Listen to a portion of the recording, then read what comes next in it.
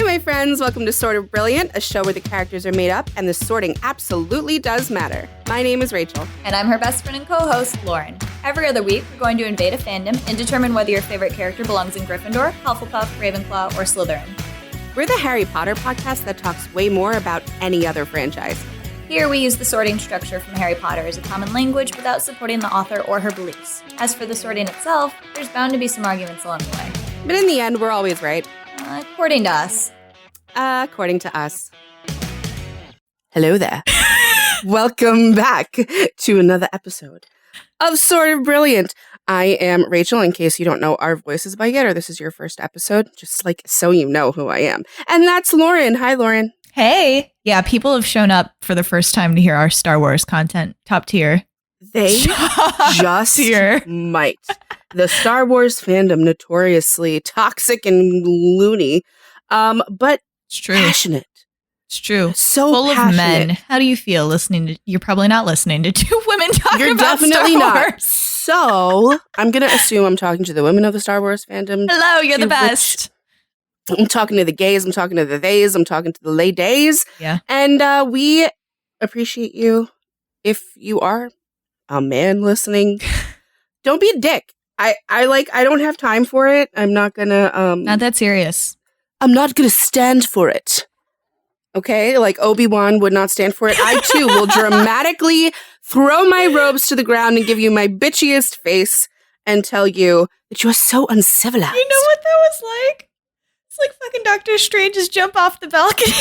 Absolutely, which it speaks to his house, doesn't it? Oh, it sure does. Gave the whole plot away. That's why they're here. Yeah, that's why they're here. You're here to hear us listen. Sort. So we've already done the OGs, the 4 through 6. We did Leia, Han, and Luke. So we are doing the prequels. We're doing Kenobi, and you might hear he could be Kenobi, he could be Obi-Wan. We might call him Ben. Rachel was calling him Ben a lot last night during the prequels, and I was like, because it's hard to type Obi-Wan. That's true. My phone keeps going to Obi-Wan, and I'm like, no, that's not it. I don't like it. So Obi-Wan, Anakin, and Padme, and we're doing this largely because the Kenobi series finished a couple of weeks ago. And it was fucking amazing. And you may hear I really us. enjoyed that. Yeah, I loved it. I can't decide if it was better than The Mandalorian. I like The Mandalorian a ton because it's new characters and it's not like, I guess it is related to the Skywalkers now because Luke showed his ass up. But it's Luke, quote unquote. But this has been.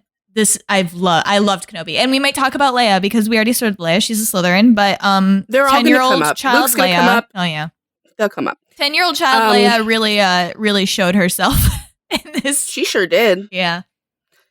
Listen, I want to say, Jesus, I've been out of high school for a long time, but when I was in high school and throughout college with my friends, the prequels existed for meme reasons. The prequel memes are a huge thing, obviously.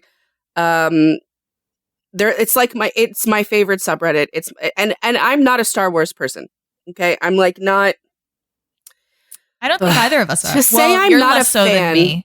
I like Star Wars, weird, but I'm not in the fandom. Yeah, but I think I'm even less so than. No, yeah, you are because I don't think you actively like it. I don't enjoy myself.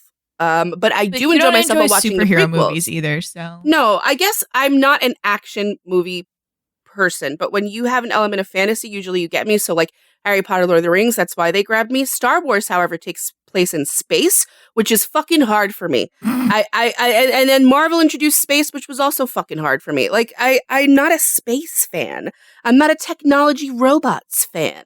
So it's a little difficult for me to be a real fan of Star Wars. But I do really love watching the prequels for the memes, for Obi-Wan's bitchery, for Anakin's bitchery. It's really fun because they're such bitches. And I love their relationship. The OGs are fun because I love Han. I love Leia. Luke is oh God. I've given you my opinions on Luke. And I really like the sequels. And I just want to say, I should save it for my sequels conversation. How dare anybody shit on Rey? I know. At all. I know. When Luke gets everything fucking handed to him with a can-do personality. You might hear us to get mad because Kenobi made me. I was like, why? How is the original trilogy not about Leia? Like, especially with I don't understand. And I feel like they know that now because that's why they give Leia like cool fun backstory. They give her attention and stuff. It should never have been Luke. And I'm just gonna say that. And Rey worked way fucking harder than Luke did. Yes. At all. Like at anything, at everything. Yeah. So that's all I'm gonna say. On that. I mean, it's a separation of time as well. Like those movies were made in the 70s, but it's huge, right? And it's like, you're right. Luke went to the fucking swamp and he tried to lift the ship out of the swamp and couldn't do it. And then was like fucking out of there. And all of a sudden he was a Jedi Master. And Rey, I remember going through all the training with Leia. Like she had the little droid shoot fucking lasers at her blindfolded. Rey tried so hard. Luke goes to what I now dub the weed swamp because Yoda goes there and gets fucking high. System. Let me just let you guys know I'm not using any of the correct planet names or anything because I don't care enough. I don't know them. There's the sand planet. There's the. Are you going to use the correct villain names for this movie? Did you keep track of all of them? I know Count Dooku and General Grievous and Palpatine and Darth but Maul he's Darth Sidious. We did talk about that. I was like, imagine picking a cool ass name like Darth Sidious, and everybody's still like, that fucking Palpatine. Just God, Sheev Palpatine, do it. Do it. So I'm not going to be technical about the names or anything like that. It's not my fandom. It's not my world. It's not my reality. So I'll do my best, I guess. But anyway, in the weed swamp where Yoda gets notoriously high because he is blunt master extraordinaire. Luke just fucks off anyway. He's like, well, I actually have to go save my friends, so fuck you and fuck your training. He does whatever he wants and fucks off. And Rey works really, really hard. So anyway, that's my rant. I'll get more into it in the sequels, so you'll hear more of that. We're going to cover the sequels relatively soon in the lineup. Yes. So that's coming. Now, today we're focusing on Kenobi, Anakin, and Padme. Yes. They are a trio of bumbling fuck-ups, and they're hilarious. So nothing like the makeup of the original OGs, with two Gryffindors and a Slytherin. Very different Han chemistry. Solo is the best, and Leia is the best, and Luke is there. And they're better movies. They're better movies. Now, the dialogue in the prequels is atrocious. That's true. The prequels so much are awful. so that I ended up doing some research into this because I was like, what the fuck were you doing? This is really bad dialogue. And apparently Natalie Portman was like, I don't think Natalie Portman, my nemesis. She was like, I don't think George was very happy with his dialogue that he gave us because we improv'd a ton. He would tell us to go on set and be like, yeah, just improv, just say whatever. So I didn't know that. They made shit Did you up. know Hayden Christensen hated doing the prequels? Well, I would not enjoy his time there. Honestly, the fans wrecked it. Well, yeah, but it was really surprising that he came back into Kenobi because he was like, and he said now they finally welcomed me. Yeah, which it's been like 20 years. How long has it been? It's 2005 was the last one, right? So so and the 17 first was 99. years. Yeah. So I mean, he wasn't in the first one; he was in the second one, but yeah. Oh yeah. So he had a bad time. The kid who played young Anakin had a bad time. Yippee! Yeah. That's what he said a lot. Yippee! Listen, the dialogue's not great. They did what they could with it. They did their best. I mean, it's not even just the dialogue. Like, yes, the dialogue being better would have helped, but the storyline's all over the fucking place. Every one of those movies is well over 2 hours. They're all at least 2.5 hours. There's no reason for them to be. And it's it's a total, I was watching the first one and they're in a fight. And then they're in another fight, and then there's a pod race, and then there's another fight. And I'm like, what is happening? It's not the same plot. It's several movies shoved into one movie. But so what I appreciated about the Kenobi series was that it was done so well. It was one movie over 6 episomes almost. Yeah, and people complain about. They're like, I want episodes. I liked it. Shut up. Shut your mouth. This isn't for you. This is for me to meme and have fun with, actually. So I loved the series, and I especially loved the callbacks to the prequels, in a memey way. He does the hello that. It's amazing. Yes. I love that. Yes. Which is I don't know if you noticed Kenobi. He starts at the end when he starts getting really anxious, and he can start to think about the fact that maybe he's got depression. He does that thing with his beard. I don't know if you noticed during the sequels, but he scruffs at his beard when he's anxious. And I was watching for it at the end of Revenge of the Sith, and he does it once or twice, and I was like, All right. fucking That's Ewan McGregor being itchy, and he was like, let's use this. He's fucking master of his craft is what he's doing. Now, we did not watch the Clone Wars series, the animated one, partially because I'm not a child and I don't watch cartoons. You're going to get people to come for you with that one. I don't care. I do watch cartoons. I love Avatar, The Last Airbender. I will say that I want to watch it. We just didn't have time. Great. Now they love you and hate me. Congrats. You're welcome. I'm not going to watch it, and I don't care if you hate me. Actually, I hope that you hate me. So I you come and yell at am me going and to I make can Rachel watch it because we're going to sort Ahsoka. She have to sort Ahsoka, and that's a big part. Guess, whatever. Yes, she's Anakin's Padawan, and that's shown in that show. All I know about that is that Obi-Wan has a girl named Satine, which I love because Moulin Rouge. So that's all I'm going to say about that. Go watch Moulin Rouge. It's like the greatest movie ever made. And Ewan McGregor has an amazing voice. Oh, my gift is my song. So fucking good. And he's amazing as Kenobi, and he's amazing as Kenobi 20 years ago. And today, he is the funniest motherfucker, Obi-Wan Kenobi, that I've ever seen in my life. He's so funny. He may be my favorite Star Wars character. No, I mean human one. R2-D2 is my favorite Star Wars character. Yeah, she's got a whole thing with R2. It's really funny. Who's my favorite? I guess Han is my favorite. Okay. And then I'm not going to tell you until we do the sequels. I'll give you my full opinion once we've done all the main characters. But I guess Han is number one. I truly a dumbass, but one with a real great attitude about it. Really enjoy watching Han Solo skip around the galaxy. He's a fun time. Did you like his solo movie, his prequel movie? No, not at all. No, didn't like it. Did you see Disney take that as a reason to not recast the characters, and now they're like, we're just going to age down everybody? I don't know that I like that. I don't think that's fair. I don't think the man who played Solo was the problem with that movie. No, so I don't either. Fair, that's what that's probably why they did. Yeah. But I would think Kathleen Kennedy and whoever is at the helm of Star Wars at this point should just know you're not going to please everybody at all. You're not going to even please 50% of the fan base. So do whatever the fuck you want. The Luke bot was cool, except for the teeth, which gave him away. And except for the fact that they didn't use Mark Hamill's voice. Yeah, you have one of the best voice actors ever on board to play himself, and you just don't call him? I don't understand. Very strange. Very strange. She would have gone right back and drank some titty milk for you had you asked him. So that's where we are, as people and how we feel about Star Wars, which I don't even honestly, I don't remember what the fuck we said in the first Star Wars episode we did. It's so long ago now. It was for her birthday.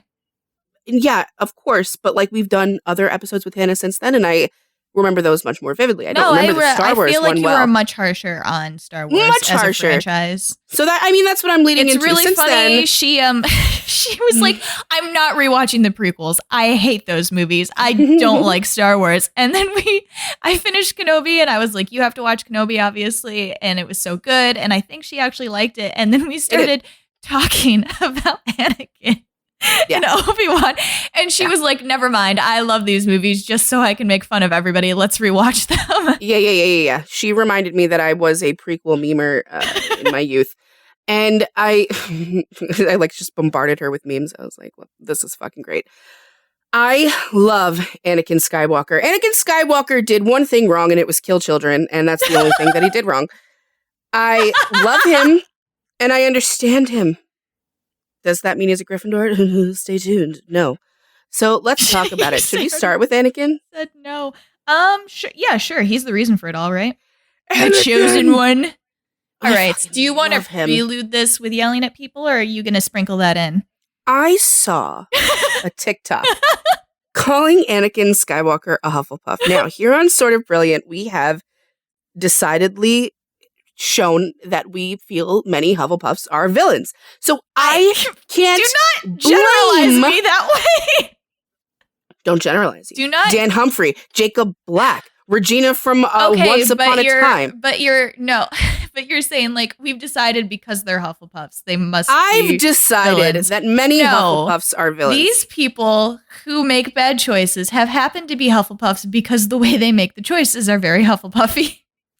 Yeah, great segue into nothing. They fucking look. They have a very strong view of what justice is and what justice should be, what it should be for themselves, what it should be for their community. And that can lead to some fucked up villainy. It just can. It is what it is. I'm here to temper Rachel and to say that all houses can. But that type of some mindset. Some more than others, meaning Hufflepuffs. Oh my God. That type of mindset does, I think, radicalize you a little faster. I have been radicalized. And that's how I feel now. Okay?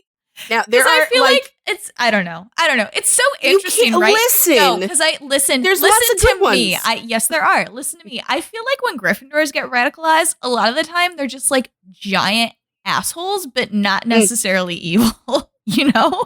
Because we're the frat boys of the community, of the Hogwarts house community, okay? We're the dickheads. Like, I get that. We're just like, don't, fucking we become real assholes, it's true. But when you're talking about a house like Slytherin or Hufflepuff, there's a reason that people are like, oh, they're the bad houses and you can have the bad people, because of the sense of justice, because of the sense of superiority, because of the chosen one syndrome. And all of these things are not necessarily bad things. I think that's where, people conflate them with bad. It's not bad to have a sense of superiority if you are superior. Just kidding. It's not bad to have a sense of superiority if you're a good person. And like it's confidence in yourself, right? Which is something sometimes houses like Gryffindor lack. And it's why I admire houses like Hufflepuff and Slytherin much of the time. I almost think I don't know. It's I don't know.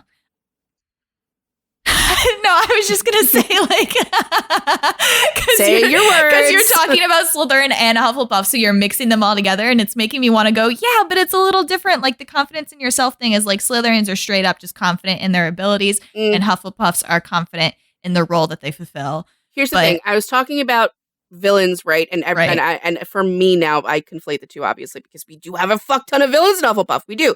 But the masses, the general masses who maybe listen to the podcast, were just like, I was talking to my brother the other day, and I was like, what house do you think Anakin's in? Oh, the Slytherin, because he's a fucking, whatever. Like, he was like, oh, because Ross Geller's a Slytherin, like you said, because he's a dick. Like, people, like, you don't understand why. I have to explain this to you. So now, I've got some villains in Hufflepuff. I feel I have to explain this to you, too. The things, the qualities, the traits that make one a villain, that depends on a ton of shit, like how you lead up to your villainy. What world are you in? Where have you been raised? No. And I want to say, too, like, I think, like, a lot of the time, too, with these villains, like, a lot of these villains don't think that they're the villain, right? Like, Jensen Ackles just did an interview where he talked about Soldier Boy, and he quoted this other actor that he was unable to remember the name of, but it was this actor who always played a bad guy, and he got asked, like, why do you always play a bad guy? And the guy was like, I've never played a bad guy in my life. Like, it's mindset as well, right? Like, you see, we're kind of starting to talk about Anakin, but Anakin in Revenge of the Sith is, Kenobi's trying to reason with him, and it's like, the Sith are bad. They have bad views. They're evil. And Anakin's like, I think the Jedi are evil. Like, from my point of view, the Jedi are evil. He's like, over here, I am right. Like, I don't think I'm being a bad guy. He thinks he's doing what he needs to do to save Padme and keep the Republic intact, and he thinks the Republic is the best way to, keep well, now it's an empire, to keep the galaxy running. So Anakin's always been a little bit of he's got a hard-on for dictatorship since his dramatic. Youth. Yeah. And, I mean, that's fine. I forgive him that, because he is right about most things. Yes. So. But that was my point. A lot of these villains that we have, I don't think, like, with the exception of Dan Humphrey, who absolutely knew he was fucking being psycho. They're not. Yeah, no, they're not sitting there in the mirror twirling their mustache like, I'm going to be a villain today. Like, they're not doing that. Like, they think they're doing the right thing, which, we don't. There's a larger discussion happening now all the time about villains. And if you like villains, and you can't like them, they do the bad thing. Fictional villains specifically, right? Because this type of thing doesn't work in real life when somebody is like, I am acting from a point of view that I think is correct, but it's really bad and discriminatory towards other people. You're like, no, that doesn't work. in fiction, Right. we're like, but what could they be reasoned with? Is there a way to understand that? I mean, okay. I'm going to take it a step further. I don't care if they can be reasoned with. There are tons of villains that I really, really enjoy. They make me laugh. I think they're fun. I don't say that I agree with them. If it was real life, I certainly wouldn't side with Loki, for example, in the first Avengers movie, right? I still love Loki. I still love watching Loki in that movie. I think he's fucking And now hilarious. he's being reasoned with. Right. So to a point. He's still, you can only reason with him so far. Yes, which is also fun, right? Like, it's fun when they, you're like, oh, I can see something redeemable in them, but they're still kind of shitty. Right. And yeah, because your heroes can be shitty too. Yes. So they're just fictional people. And I think we should be able to enjoy fictional people. Fictional people are here to as explore much as we want. Our own faults. I think fiction is here in order to safely explore things that you would not do in real life. For sure. And also to watch the sexy bad people be sexy. Yes. Because Hela is bad, right? In Thor, best character in Ragnarok. Don't give a fuck. I honestly was hoping that she would win at some point. I don't care. They're not real. If Hela came down and tried to mass murder everyone and she was real, I would be hot but wrong. I would be opposed. I don't agree with you. I might be opposed. I think you need some common sense here, people.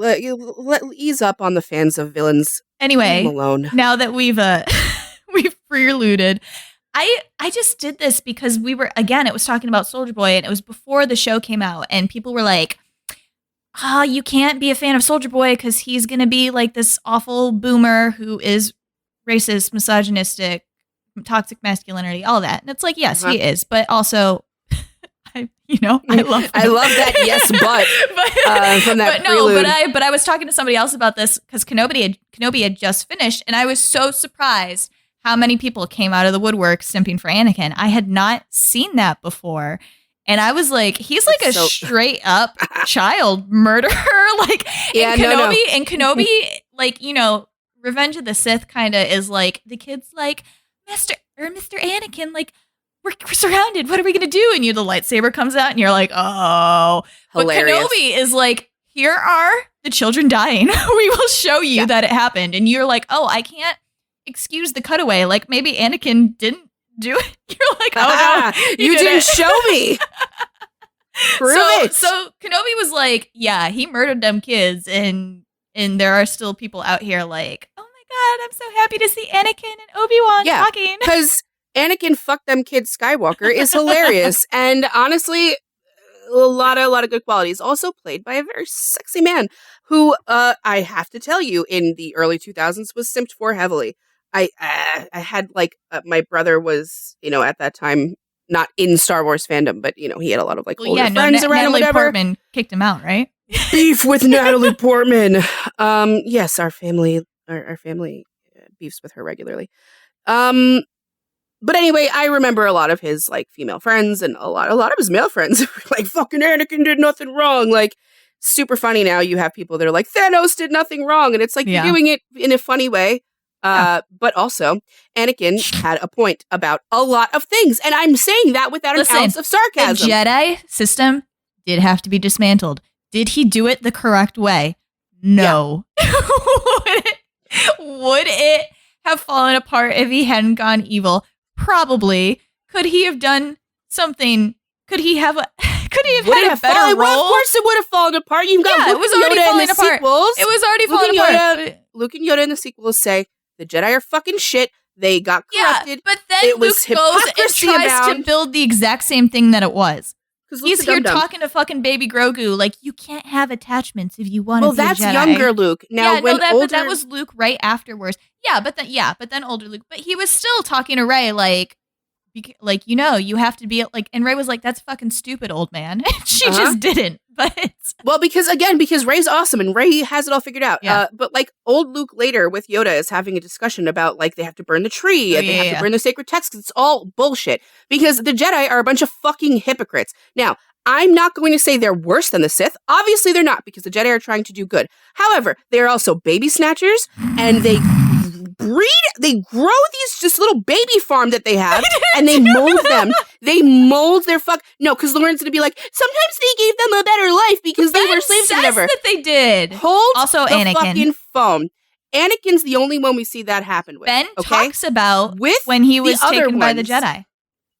Great. I'm glad it works for some children. I think Ahsoka does too. You're taking fucking 5-year-olds, of which I have one, and I can tell you they can't decide how to wipe their own ass in the morning. So you're taking them from their families, and you're molding them into what you want them to think. Now, the Jedi of this time period, of the prequels, are extremely, ingrained and intertwined with politics, which they never should have been. They're supposed to be neutral. They're supposed to be neutral. I was gonna counter the ingrained in politics thing, but at the point of the prequels, they are. But it's like the point of the prequels is that they do not want to be, and then they end up having to be due to their own failings. Why they do? Because they get too fucking paranoid. Arrogance. Yes, because they get too paranoid and arrogant, and they're like, you know what? I wouldn't even say paranoid. I would just say arrogant. They were like, that Palpatine dude. No, they get paranoid. They're like, that Palpatine. Yeah, paranoid about Palpatine. Yeah, they're like, that sure. Palpatine dude seems suspicious. But instead of doing the Jedi, they're sitting we fucking talked about how fucking Yoda and Windu. Just dropped his. Thank you, Windu. Yoda and Windu are just sitting in their fucking Windu are just sitting in their dark room with the shades drawn on their fucking little pillows, cross-legged, talking about maybe what they would do about the problems that they can sense if they ever left the fucking room. My God. Talk about a fucking useless council. Now, this is my entire problem. This is why I understand Anakin. They sit there on their little fucking puff pillows going, yeah, dude, there's a vibe. I feel a vibe. Feels like in Palpatine's got the an air. evil thing around him, and we're not and then they go soldiers, bro. No, okay, I get Anakin too. I'm not countering Rachel because I don't get Anakin. And we haven't even said what house he is yet. But he was taken at age 8, I think. And he was given a better life, yes, but he was also taught this fucking Jedi order, and they gave him all these rules, and he's got Master Obi-Wan Kenobi, who is very into these rules, teaching him shit, and he's like, okay, I gotta follow these rules. Does he break them in some ways with Padme? Yes, he does. But then he goes to the council, and the council are like, you remember how there are all these rules and you've been following really, really well, and we said that you couldn't be a master even though you follow the rules really well, because we don't know about that shit with Padme. Well, we need you to break a rule and go spy on this politician dude. And Anakin's pissed. I would be too. He's like, that's fucking hypocritical. What are you? What? Just also, let me say, to my earlier point, Anakin, 8. Too old. Why too old? Past the point of malleable brain. That's why. Because they fucking kidnap and brainwash them. I don't care what you or anyone tells me. They are a fucked up little society, and they needed to be burned down and redone. Yoda exiling himself, well deserved. Because Yoda did fuck all. And so did Windu. They were so fucking useless in these movies. He fucking fights Palpatine, and then it's like, I failed by... guess the Empire's a thing now. Yeah, go. You did fail. You fucking failed. Why couldn't you go back and fight at every point, Anakin is they're in their little therapy sesh in the little dark room with the lights ominously over Anakin's eyes in the darkness. And he's telling Yoda his feelings, and Yoda's like, you should fucking go and smoke about it, bro. You should vibe and think about it. And it drives me crazy. Because, we never actually, it's not like Harry Potter where we hear the prophecy. We never actually hear this prophecy surrounding Anakin. They just keep saying, Qui-Gon found him and is like, I think this might be the child that's meant to save the Jedi and the Force. And I'm like, how the fuck? They just sense a really a strength in him, I guess. And then nobody ever says what this prophecy is or why they need a prophecy. Nobody actually implied that the Jedi were failing at the time. They were just like, this is the one that will bring balance to the Force. And you're like, okay, why was that prophecy made? What's going on? And then all of the other Jedi are suspicious. Trust me, bro. Yeah. And then all the other ones, when they bring the kid in, are like, he could bring balance to the Force or he could be evil. So every single time one of these high and mighty council master members talks to Anakin, they're like, I sense great fear in you, Anakin. And they're all freaked out about that because fear leads to the dark side. Every fucking emotion leads to the dark side. But fear leads to the dark side. This is why you failed. Why do you think he's afraid? You're not letting him you're not letting him be a part of anything. You're like making him do things that go against this code that you've like pounded into his head. Like, I don't know why. We didn't get him early enough to brainwash. He's telling you that he has visions of his mother dying, of Padme dying, and everybody's like, she's not going to, like, don't worry about it. Just don't worry about it. Fucking meditate, bro, in my wheat swamp. Like, that's your advice. It's like, I'm not even being funny. That's what he tells him to do. He's like, go think about it. Search your feelings, but not too much, because too many feelings lead to the dark side. Yeah, well, you know what? None of your vibe searches help at all. Fucking Anakin shows up to talk to Yoda about Padme, having these dreams about Padme dying. And he can't reveal that it's Padme, obviously, because he can't tell anybody that they're married. And he can't tell anybody he has an attachment to her, because that's bad, according to the Jedi. So he's just like, I'm having visions about bad things happening to people, death, suffering, whatever. And Yoda's like, is this somebody that you know? And he's like, yes. And Yoda's like, is it somebody close to you? And he's like, yes, like really hesitantly, like, but he wants help. He went to Yoda for help. He trusted him. And Yoda's like, here's the deal. Here's what you got to do. Simply don't care about anything. And then when they die, it'll be fine. Yeah. Everybody dies, bro. It's going to be fine. Like, horrible advice, horrible teacher. The Jedi teachings and the whole Jedi Council are all just so fucked and arrogant and blind and hypocritical. And you know what? I am a little sad because I know Rachel's going to go really hard for this, that there was a reason that they didn't share with Kenobi what was going on, but I think he could have helped. I think he would have helped. I think he indicated. Of course he would have. He indicated that he knew what was going on and it was keeping his damn mouth shut, even though. For sure. Yeah. For sure. All right. So Anakin, I think, okay. Anakin's house. Not Hufflepuff. Not Gryffindor. I've seen Gryffindor too. Not Ravenclaw. So he's a Slytherin. So welcome, Anakin Skywalker. Earlier, Rachel was making fun of her brother in a voice going, I think Anakin's a Slytherin. Here it is right now. He's not a Slytherin, because all of you people who don't have brain power are going to go, he's evil, so he's a Slytherin. Like, no, we're going to talk about it. There's reasons, okay? Not all evil guys are Slytherin. He's not a Slytherin automatically because he is a pretty cut and dry evil character. All right? No, because he's not. I'll say right now, Palpatine, we're not going to sort him. He's a fucking Hufflepuff. So Correct. I sorted that on vibes alone. I don't have to explain myself. Yeah, I'm not going to explain myself. Yeah, no, that's done. That's a done deal. Anakin obviously does bad things in the end of the prequels, and further on as Daddy Vader, as I like to call him because he's hot. You're just calling him. You're calling him Daddy. You realize, right? When you call him that. What do you mean? Vader means father in Dutch. He's Dark Father. Yeah. Why did Palpatine give him that name? Not that they would explain. Because he's the father of the dark, like the oncoming dark side, I guess. But you've seen Pitch Perfect, right? Where Anna Kendrick is like, how did nobody see that twist coming? Like, nobody saw it coming because George Lucas didn't have it planned. But it's because he's the father of the darkness. Sexy. Yeah. Oh my, the father of darkness. Oh, this Ozzy Osbourne, he's so metal. I love it. Okay. I love Anakin. You literally are given the prequels on a fucking silver platter to show you that this was a little enslaved genius boy who was like beaten into submission from a young age. An Anakin apologist podcast. You're not going to hear. You're goddamn right. You're goddamn right. Because you're not going to tell me that 8-year-old enslaved boy was a villain from youth. He was this little kid on Sand Planet. I don't know the name of Sand Planet. Sand Planet. I won't remember that. So it's the only planet Star Wars ever does anything on, so. Oh, okay.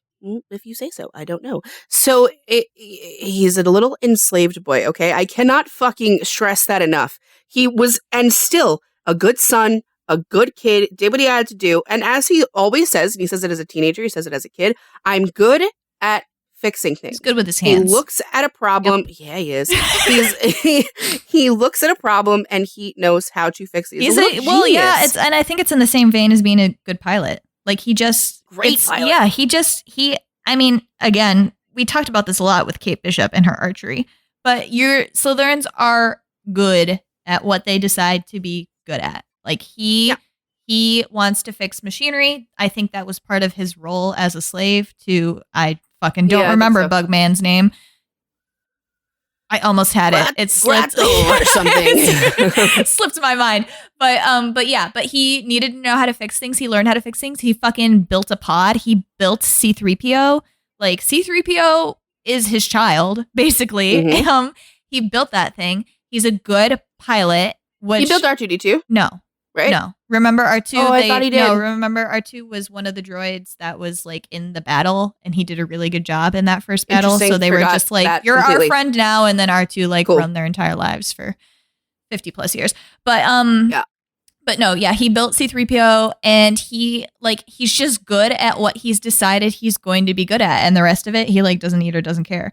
But so he's a good pilot, he's a good fixer. He fucking made that wood carving for Padme that she wears as a necklace. Like, are you an angel? Yeah, fucking.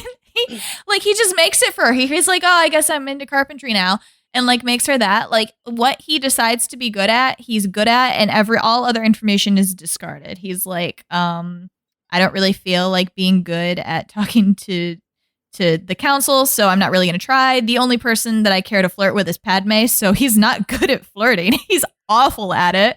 Very Southern of him to be obsessed with his childhood crush so deeply that it follows him forever. Years. Like, he latched. Yeah, they literally come back in Clone Wars, and Kenobi's like, you literally have not shut about this woman for like the past 10 years. We haven't seen her in the past decade, and every single day you're telling me about her. Immediately sucked her into a circle. Immediately put her in a circle. Like, this one's mine. And so, he kind of like, he wears her down into marrying him, really. Yeah, he does. She's like, we can't. And it's not manipulative emotions. Like, she likes him. She's just like, this isn't possible. And he just continues until she's like, fine. Anakin is so manipulative, though. He did not manipulate her emotions. He's just manipulating the situation. I'm clarifying that because I have seen that take. That he used the force. Manipulated Padme? That he used the force to like mind wash her. Get the fuck! She was so horny for him. Are you nuts? And who wouldn't be? Shut your mouth. Because if you had Anakin Skywalker be like, you have possessed me, mind, body, and soul. You are an angel from heaven, and all the fucking ridiculous, corny things he says with that sexy, sexy face, you too would ask to be force choked. So, no, she was not manipulated into anything. I don't believe that for a second. When I say manipulation, I mean he's good at manipulating like the shit around him to go his way. It's going that way anyway, but he likes to give it a push. Yes, he does. He manipulates his mom when she's like, I don't want him in a pod race. Like, I don't want him doing that. And he's like, Mom, don't you say that we always have to help people in order to do good things? And she's like, God damn it. Like, you're right. That is a lesson I'm teaching my child. Like, he's got the, and first of all. And he loves his mom. His mom is part of his circle, but he fucking gets off that planet. He's like, nah, I'm going to go be a Jedi. Like, goodbye. Yeah, for sure, because he has a chosen one complex, and can you blame him? They keep telling him he's the chosen one. Shows up and is like, oh my God, this child's the chosen one for the Jedi Order. And he's like, Jedi are cool. Bro. I've always wanted to be a Jedi. Like, obviously, I'm going to go with you. Yeah. Yeah, I mean, he's like, he knows that he is brilliant. He knows that he could be so much more. Like, it's very, I was going to say it's like Tom Riddle-ish. It is a little bit. It really is a little bit. Just that Tom Riddle didn't have the like sweet aspect that Anakin has. It's just you look at Tom from a young age. Have a very good support system. No, Dumbledore showed up and was like, "You're fucking evil." And we're gonna watch that. Yeah, so Dumbledore was just like the council minus a Kenobi minus a Padme. Ooh, exactly. It's like the Dumbledore might as well have been on the council. I'm not explaining shit to you, bro. Go vibe about it. That's it. Like, it's so fucking annoying. So he just knows that he's meant for greater things. Something that his son gets passed down to him, let me tell you. Yeah. But in a different way. Like, they're very different. But yeah, no, I mean, he's such an obvious Slytherin to me. And I know people, especially the people who listen to this podcast, want to shy away from it because of how obvious it is. Like, it's too, like, it's those sortings that we get mad about, Rachel, when we're like, this is too stereotypical. But I can't be mad about it. It's too on the nose. Like, in the freaking last one when he's talking to Padme and he's trying to convince her that what he's doing is right.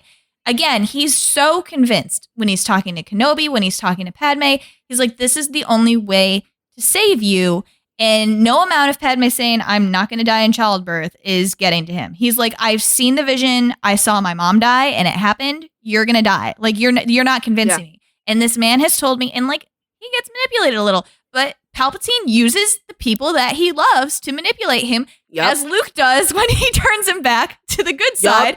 But he uses the people he loves, and he's like, Padme is going to die unless you get more powerful. And I think it definitely speaks to Slytherin that he so quickly gets on board with the power means control thing. He's like, for sure, that's correct. The more powerful I am, the more control I have over the situation. Well, he says it to Padme too. Like, it's the best way of doing things. He's like, tell people what to do. I feel myself getting stronger, and obviously, if I feel this strong, you're not going to die. Like, I simply will not allow it. Right. I am this strong. Yeah, it simply won't die. It simply won't happen. But is he wrong? but he tells her too. He's like, I feel so strong and people have been feeding me this my entire life. I'm going to be stronger than everybody else. He's like, we can overthrow Palpatine. Like, we can rule the galaxy together. And in his brain, it's not an evil thing, because earlier, before Palpatine got to him, when he's talking to Padme and Padme's like, I'm not sure that the Republic is correct anymore. And he gets horrified. He's like, and part of that is the Jedi, right? Because it's like Obi-Wan too. It's like, my allegiance is to the Republic, to democracy. And it's like, the Republic is not correct anymore. It's broken. It's not democracy. Right. So like, you need to switch views, but Anakin is like, the Republic is the best way, and we have to win the war, and then the Republic can go back to normal. And why shouldn't there be somebody who knows what to do and has a good sense of control running the Republic? And so like, he's talking about a dictatorship, and Padme's getting kind of horrified. But then when he is with Palpatine, he's like, yeah, it should be a dictatorship, because shit like this war should never happen again, and like, people shouldn't be afraid. Like, he is viewing it as like, I'm saving the galaxy. And I'm so interested to, like, I wish we had more. Because I really loved Kenobi for this reason. I wish we had more intervening years of Darth Vader, like from the point that he's standing there with Palpatine watching the Death Star be built to getting to the point that he's force choking Leia. Like, I want to know where his brain went, because at the I think it mostly was just losing Padme, to be totally honest, because he was there and he was like, we're gonna take Palpatine down, and we're gonna rule the galaxy, and we're gonna do it in a really good way. And again, Padme's horrified by this, and he's like, I don't understand the problem. We're going to fix things. I am going to fix things. I can do it. So, and I told he really doesn't understand. He doesn't get what her problem would be. No, he doesn't. With that. He's like, you love me, I love you. We're going to be good to people. We're going to make sure that the shit runs correctly, because obviously everybody else is fucking it up. The Jedi really fucked it up. That's why I had to kill all those kids. Like, they can't be allowed to be Jedi. Like, so like, he is not getting it. And it was so, I told this to Rachel. I was like, I'm so fascinated that he never actually overthrew Palpatine. Like, after Padme died, he was just like, it's pointless. He didn't want to rule without her. Like, he didn't. No, he didn't. And I think it's also, you know what, it might have been different had Palpatine said that she died of something else, a complication of something else. This man, but he said it was your fault, Anakin. You killed her in your anger. And I think that just took everything out of him. Yeah. I mean, that's probably why he did it, to keep him in line. And also because hate feeds the dark side. And there's no way to ever get rid of self-hatred without introspection. And that wasn't going to happen with Anakin. No way. Without Padme or Kenobi. So Palpatine, that fucking little manipulative bastard, knew exactly what he was doing when he lied about why she died. Yeah, and he was good at it in a way that the Jedi were not, because they didn't sit there and talk to Anakin. They didn't give him explanations for anything, and they didn't give him solutions. They gave him directions, they gave him orders, and you're talking to a kid who already knows he knows better than you. And you've been hyping him up since he was a child, that he's the chosen one, that he has every right to feel like he should be in control of something. He's the chosen one to bring balance to the Force. That's a huge thing. So, I mean, you're going to be confused as to why he switches over to this dude who's like, yeah, you have a lot of power. Yes, the Jedi are lying. Yes, the Jedi are hypocritical. And yes, I have a solution to your problem. The only thing Anakin's ever looking for is a solution on how to fix things. I mean, that's genuinely all he wants. He wants to fix the masses, the problems in he wants, I would give it a stronger word than fix. He wants to save. He wants to save Padme. He Sure. wants to save the Republic and the way that the galaxy and is what run. makes him now like any house could do that, but what makes it very Slytherin is that he wants to save them through control.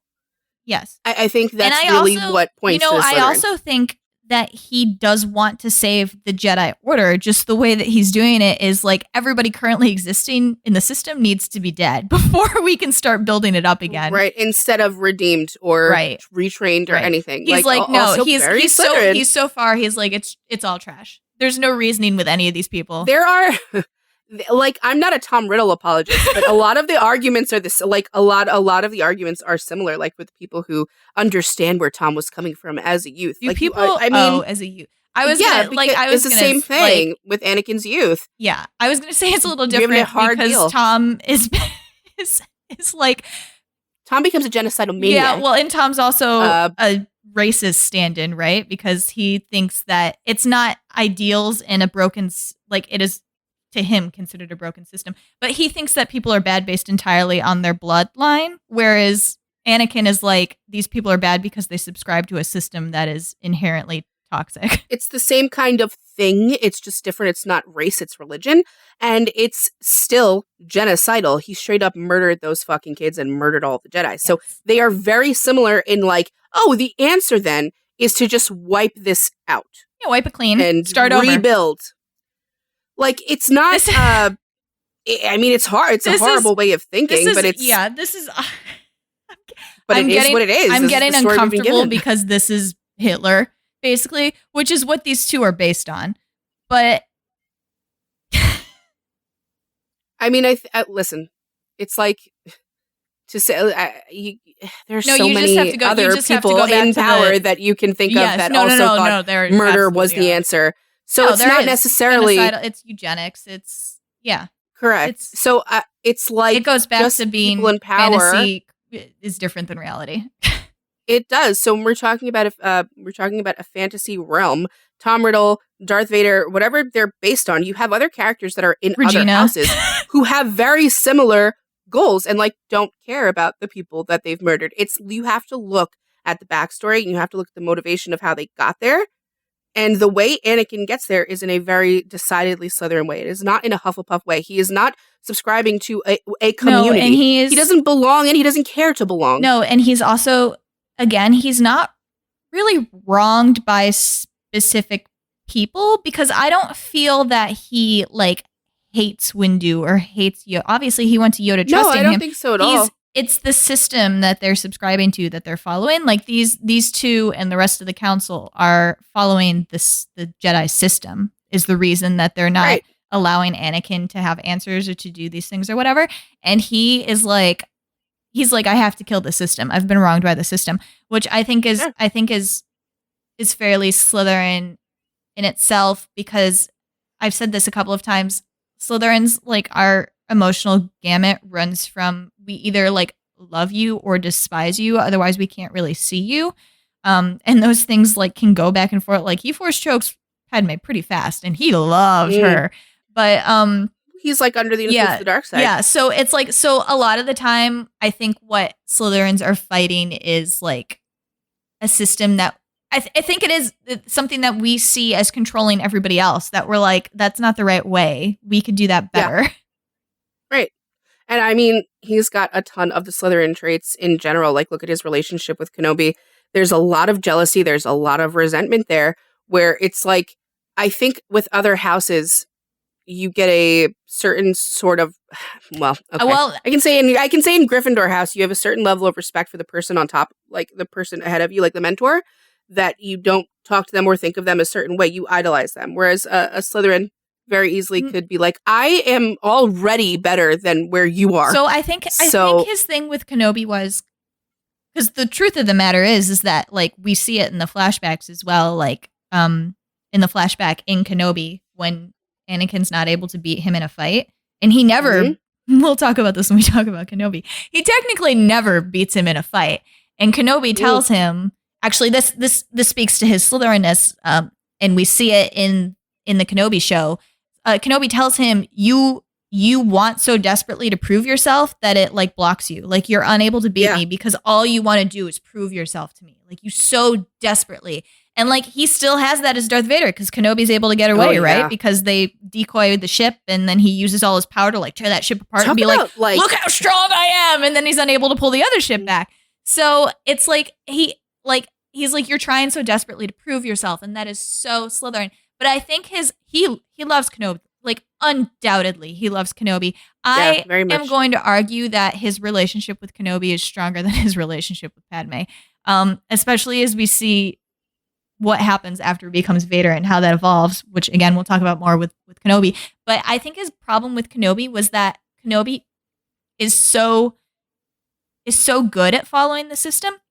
And I think Anakin sees himself as doing what Kenobi has taught him and doing the same thing. He's like, I'm following the system correctly. And somehow I'm being punished and you're being held up as like the greatest thing since sliced bread. You know, like you saw when they like were like, you can join the council, but we will not be granting you the title of master. And then they were like, oh, we know where Grievous is. And Anakin's like, I want to go. They're like, nah, well, Kenobi should go. Like he's mad about it. He's like, what have I done to you assholes? And the thing is too, they're like, your relationship to Palpatine is like, it's too close. Like you're too close to him. Anakin's like, I didn't fucking do shit. This guy keeps coming up to me and talking to me in the hallway. Like, what do you want from me? And you're putting him with him. Yeah. And you're putting him with him in a fucking room to like, run reconnaissance. Close like, relationship. Come on. Like, I'm doing what the Jedi have told me to do. I'm doing my job. What the fuck are you talking about? No, he's literally always doing whatever they ask. Every single time. No, I have to say, the only rule that he breaks is that he marries Padme, right? That's sure. The only so you're rule. talking about like in his personal life, but when he comes to being a Jedi, first he's a fucking pawn. He's a pawn for the Jedi, and then he's a pawn for Palpatine, and that's like that is the tragedy of Anakin Skywalker. And I'm calling his story is flat out a tragedy from start to finish. Like it does not get better. It's not going to get better for the dude. And the majority of it is not his fault because he's being used by multiple systems, by multiple people all the time who cannot be asked to explain it to him. So like in Harry Potter, you get into Harry's head and you see, it's so Harry Potter to me, the way like Dumbledore and even the Order of the Phoenix, Are you talking about like, Order of the Phoenix? use him where Dumbledore literally can't tell him shit like, because he's like, I'm afraid Voldemort's in your brain. Anything. And this is the problem with the council. I fucking hate Dumbledore. I'm not a Dumbledore apologist. That's so funny. I love Dumbledore. He's a fucking freak of nature. He's a fucking asshole. Yeah, but again, it's like, I know he's a fictional asshole, but I love him. Yeah, he's a piece of shit. He's hilarious. See, I'm laughing, but he's awful. But again, it's fiction, so. And see, I'm not laughing because I think he's hilarious and he's awful. So it reminds me very much of that. And where I love what we get in the Harry Potter books is you get into Harry's head and you hear how fucking unfair it is. And you see how, like, this is bullshit. I'm doing everything you ask me to do. I put my life on the line constantly for you. And you can't answer a fucking question? Yeah. And that's exactly what happens to Anakin. You can't make me a fucking master? Like, are you kidding me? I'm on the council, but not master? What is that? And what's the answer? Take a seat. I am a Kenobi apologist. Like, Rachel might be a little harder on him, but he's coming from a point of view where, you know, he's talking to Anakin and it definitely sounds placating to Anakin. He's like, don't patronize me, when Kenobi's like, you know, this is a huge honor to be on the council. Like, nobody this young has ever been on the council. He's serious. He's like, this is the Jedi system. Like, it's a huge deal that you're on it. Like, the master thing will come. Like, I'm sorry that it didn't come now, but it will come, and it's cool that you're on the council. Anakin's like, shut the fuck up. This is the most insulting thing that's ever been done in the history of the world. And like, yeah. And it is insulting. There's no way around it. I don't know how anyone could watch the prequels and be like, Anakin just like should have known better or like should have done better. Nobody was helping him. Nobody was helping him. And it's not, he goes to them for help, dude. Okay, and I will say part of it is a little bit his fault because he should have trusted Kenobi. And I think Kenobi would have been more helpful if he had an understanding of where Anakin was coming from. If he opened up and shared more, maybe. If he understood the turmoil that Anakin was going through and it wasn't just like, this kid's impatient to get going, you know? I think that's where Kenobi was coming from. He's like, this kid is really impatient to be his own person. And Kenobi is still, and like, Kenobi's having an issue too because he's raised still young too. Yeah, he's raised this kid, right? And Anakin is impulsive. You see, they have a little bit of the grumpy man, you know, bouncing around kid trope going when Kenobi's like, standing in the elevator yelling for R2 to make the elevator go up, and Anakin like fucking jumps out of the shaft, and Kenobi's like, where are you going? Like, we have a plan. Let's just stick to it. Yeah, even when they're flying too. Yeah, exactly. He is a little bit still like upstarty and doesn't have a lot of patience. So from Kenobi, he's like, I get where the Jedi Council is coming from. Like, he has a little more growing up to do. And Anakin's like, fuck this, fuck you. I've done everything you want me to do. I don't know what more I'm supposed to do. Like, Yeah. I'm going to go somewhere else. I'm going to take my business elsewhere. If you cannot. Right. Yeah. And I really do believe, like, he thought what he was doing made the most sense. There was no doubt in his mind, and his big problem was that he had already made the decision that saving Padme is the most important thing. Like, that's the most important thing, and I have to think of a route to get there that makes the most sense. And yeah, how could that help everybody else? How could I best fit into a role that's gonna, like, help me get what I want, which is saving Padme? And the big conflict that you see in Anakin, it's got nothing to do with the decision. The decision's already been made. Like, He's gonna save Padme. Yeah. It's how the fuck do I get there? In a way that, like, yeah, and I don't lose her either. He gives emotionally. Like, when he gives it some thought. When Palpatine first, like, shows his cards and is like, I'm a Sith Lord, he's fucking, like, he pulls his lightsaber out. Yeah, he's like, I really want to kill you, but I know I'm not supposed to be killing people, so I'm going to go tell the Jedi Council, and he fucking does. He goes and tells Mace Windu, and Windu's fucking like, oh, if you're right about this, maybe I'll give you my trust. Like, what has he done to lose your trust? Shut the fuck up. But anyway. He's actually done nothing wrong up to that point. Not a single thing that they know about. Yeah, exactly. They sense something, I'm sure, but whatever. Fuck the vibes, bro. Whatever. But he is still open to the Jedi somehow providing him with what he needs in order to save Padme. And I think that was part of it. He was like, if they go kill Palpatine, and I get this guy's trust, and then I can go to them and go, I'm really worried about Padme. I had these visions. Like, he's ready to follow that path because he wants to. Anakin has a moral compass. He has. Sure does. We say that a lot about Slytherins. Slytherins have a really hard time because they don't have an inherent moral compass like Gryffindors do. They have to develop it. And Anakin has developed it through the Jedi system. That's how he's gotten his moral compass. Broken. Yes, and through Obi-Wan. And it's broken, right? And he's beginning to realize that, so it's connected in his brain. He's like, the system's broken. I don't think my moral compass is correct. And it's really easy for Slytherins to start questioning their moral compass. It's why so many times you'll find them, like, going to the people they trust to check in and be like, is this the right thing that and Kenobi's off doing his little fucking Grievous mission, and Padme just keeps telling him that she's not going to die. So he's like, Nobody's helping him. Yeah, so he's trying to follow the path. And Palpatine gets him.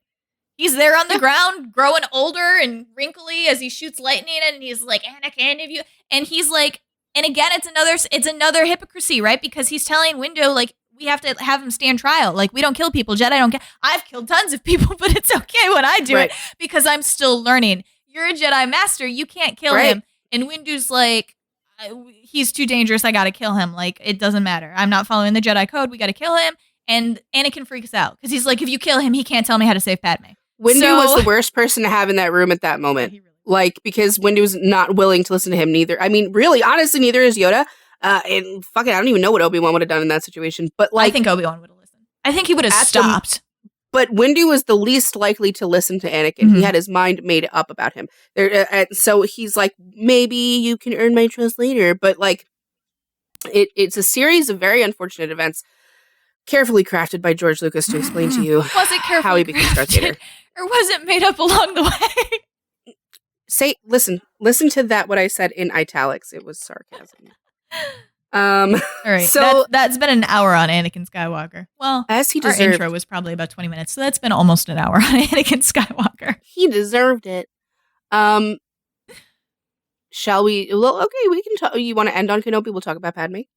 Padme's going to be the quickest, I think. Probably. Yeah. She doesn't have a lot of screen time. Yeah, because as in typical, shitty world fashion. Yeah, I was gonna say we don't focus much on the women. Right. I forgot how fucking young Natalie Portman is in that movie. Like, her voice is very young. Yeah. She also said in like things that I had looked up about this, she was like, how the fuck am I supposed to age Padme 10 years in my performance when only 3 years have passed between movies? So, our family beef notwithstanding, I sympathize with her on that. And that alone, you were still an enemy. of my clan. Well, I think they probably liked it because they were like, good, she looks younger than Anakin now and it won't be as creepy, Yeah, even thank though God, it is as right? creepy as hell. So fucking creepy. But whatever. Listen, it is what it is. Padme is a extremely compassionate character who truly, truly cares about her duties and her role as queen.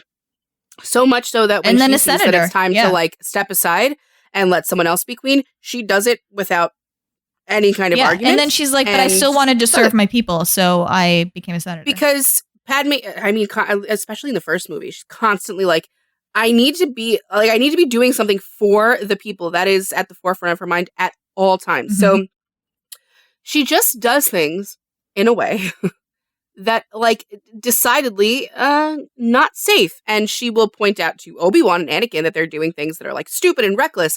But she's got one of her, like, I guess I could say handmaidens, I guess. Yeah.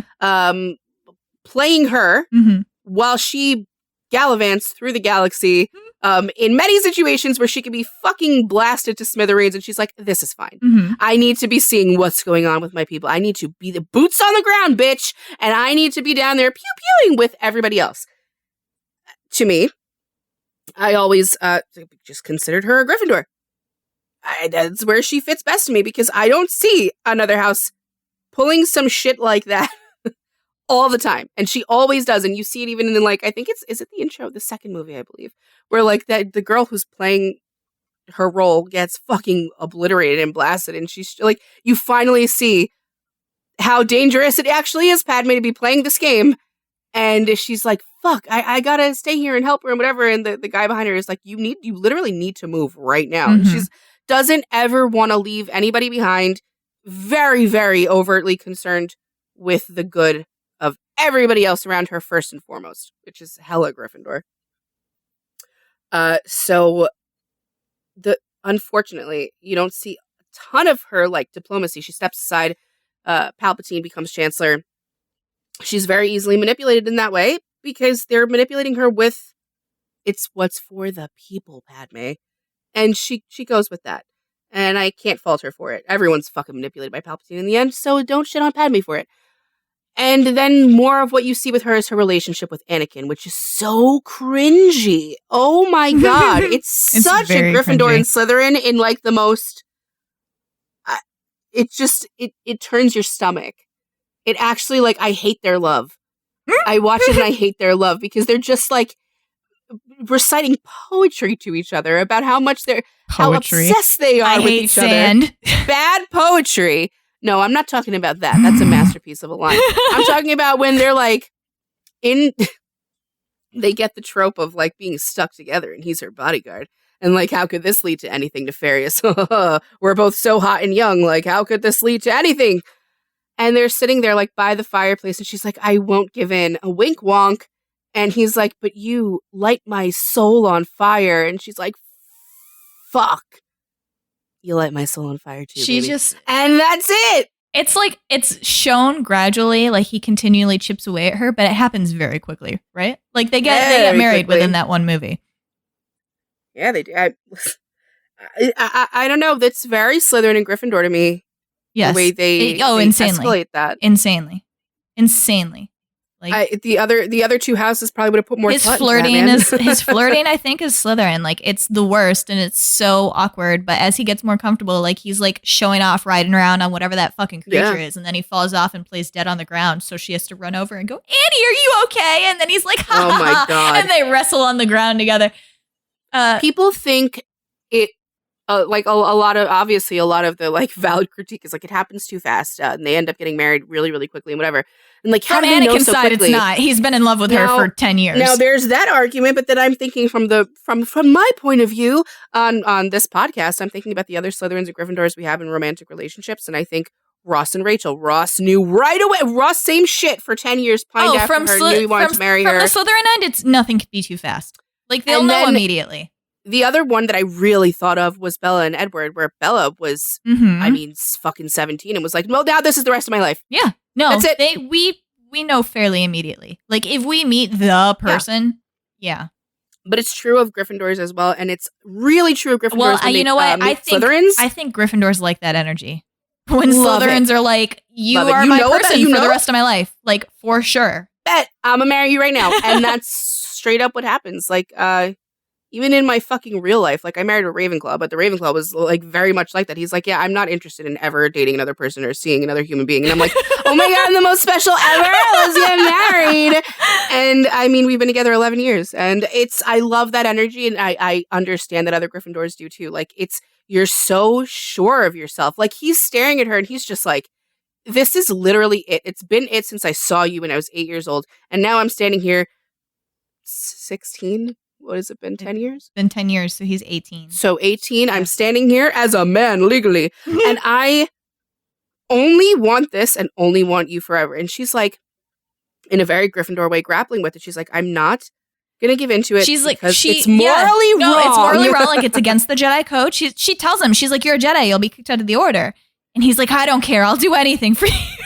And she's like, that's hot. No, and Let's also do it. she's also, this is the thing about Anakin too. He wants to be public about it. Like he tells her, like, I want to tell people that we're like, I don't care what'll happen. We'll figure it out. He's like, I'll fucking overthrow the whole thing. And I'll just be, I will be the Jedi Order as long as I get to keep you.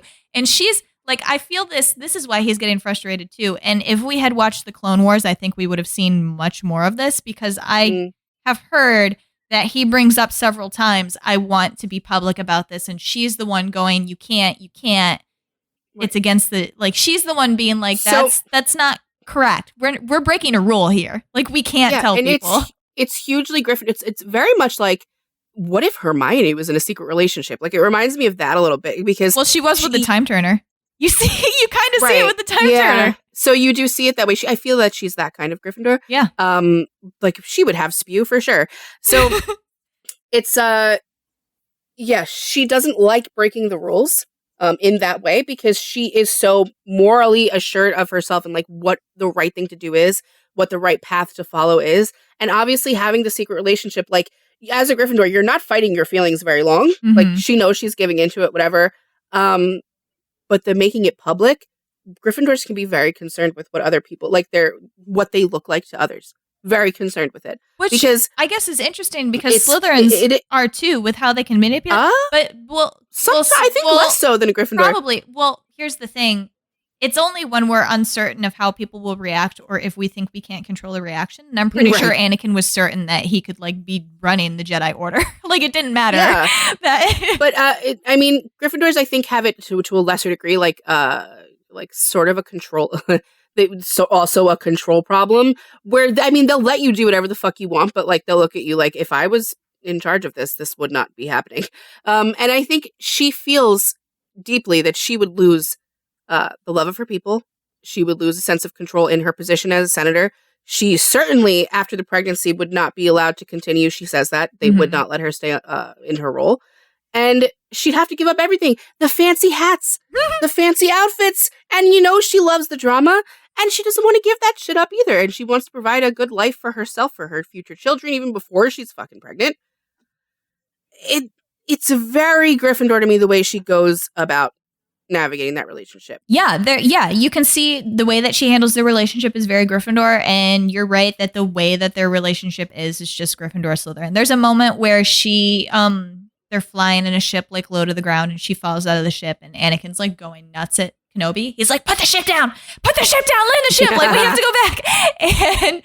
And Kenobi's basically like, hey, listen, dude, you have your job and she has hers, and like, what do you think Padme would want you to do in this situation? And he was like, she'd want me to keep going. She'd want me to do my job. Even more specifically, he says she would do her duties. Yes. Which is her like responsibilities to the people. Come on. It's extremely Gryffindor. We just saw this with Anthony and Bridgerton, like hugely so. We're not going to give up on our responsibilities or our duties. It would literally fucking rip our insides out to have to do that. I can't even imagine. So that was like a huge telling moment. It's also telling that she ultimately chooses the Republic over Anakin as well. Like Anakin loses his shit. He's like, let's roll it out. She's like, I cannot follow. And he's like, why? Because of Kenobi? And she's like, no, man, because you're evil. Like, I can't. Lauren last night's like, because you're sucking his dick. That is what he was thinking. But he did get like baseline jealous of Kenobi at the end there. The jealousy jumped out. It jumped out. He's got a serious jealousy problem. Yeah. Well, yeah, which is very Slytherin, but Very. that's how the insecurity manifests. But she was like, I cannot do this. I cannot be a dictator, and I cannot condone you being a dictator. And like Right. she could tell at that point she was worried about her kids. She was like, I don't want the children around you. Like, Yeah. like she is choosing her duties over him.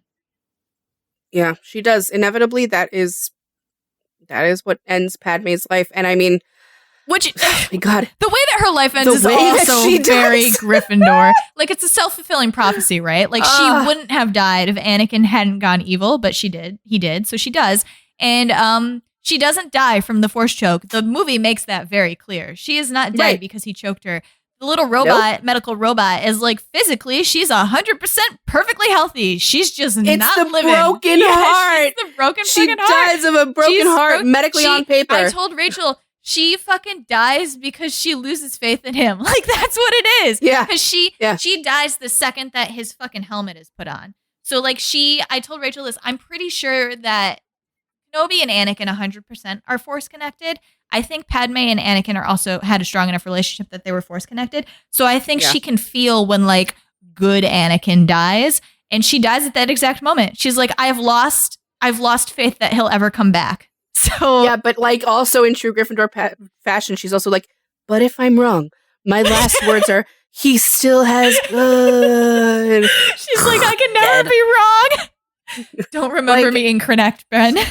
She just does not, she doesn't want to believe the truth that's, in front of her, even though it literally kills her. The disappointment, the ability to no longer forgive him of to this die atrocity. Of disappointment is very Gryffindor. The Insanely. broken heart. Like yeah, Kenobi's like shoving Luke in her face, like, feel a connection to this child, stay alive. And she's like, no, it's time to go. I'm so sorry to keep like comparing this to other franchises and whatever, but it's like Bella and Edward. When Edward felt that Bella was dead, he was like, bet I'm going into the sun, fucking kill me, rip me apart. There's no point in me being here anymore. Like, what's the point?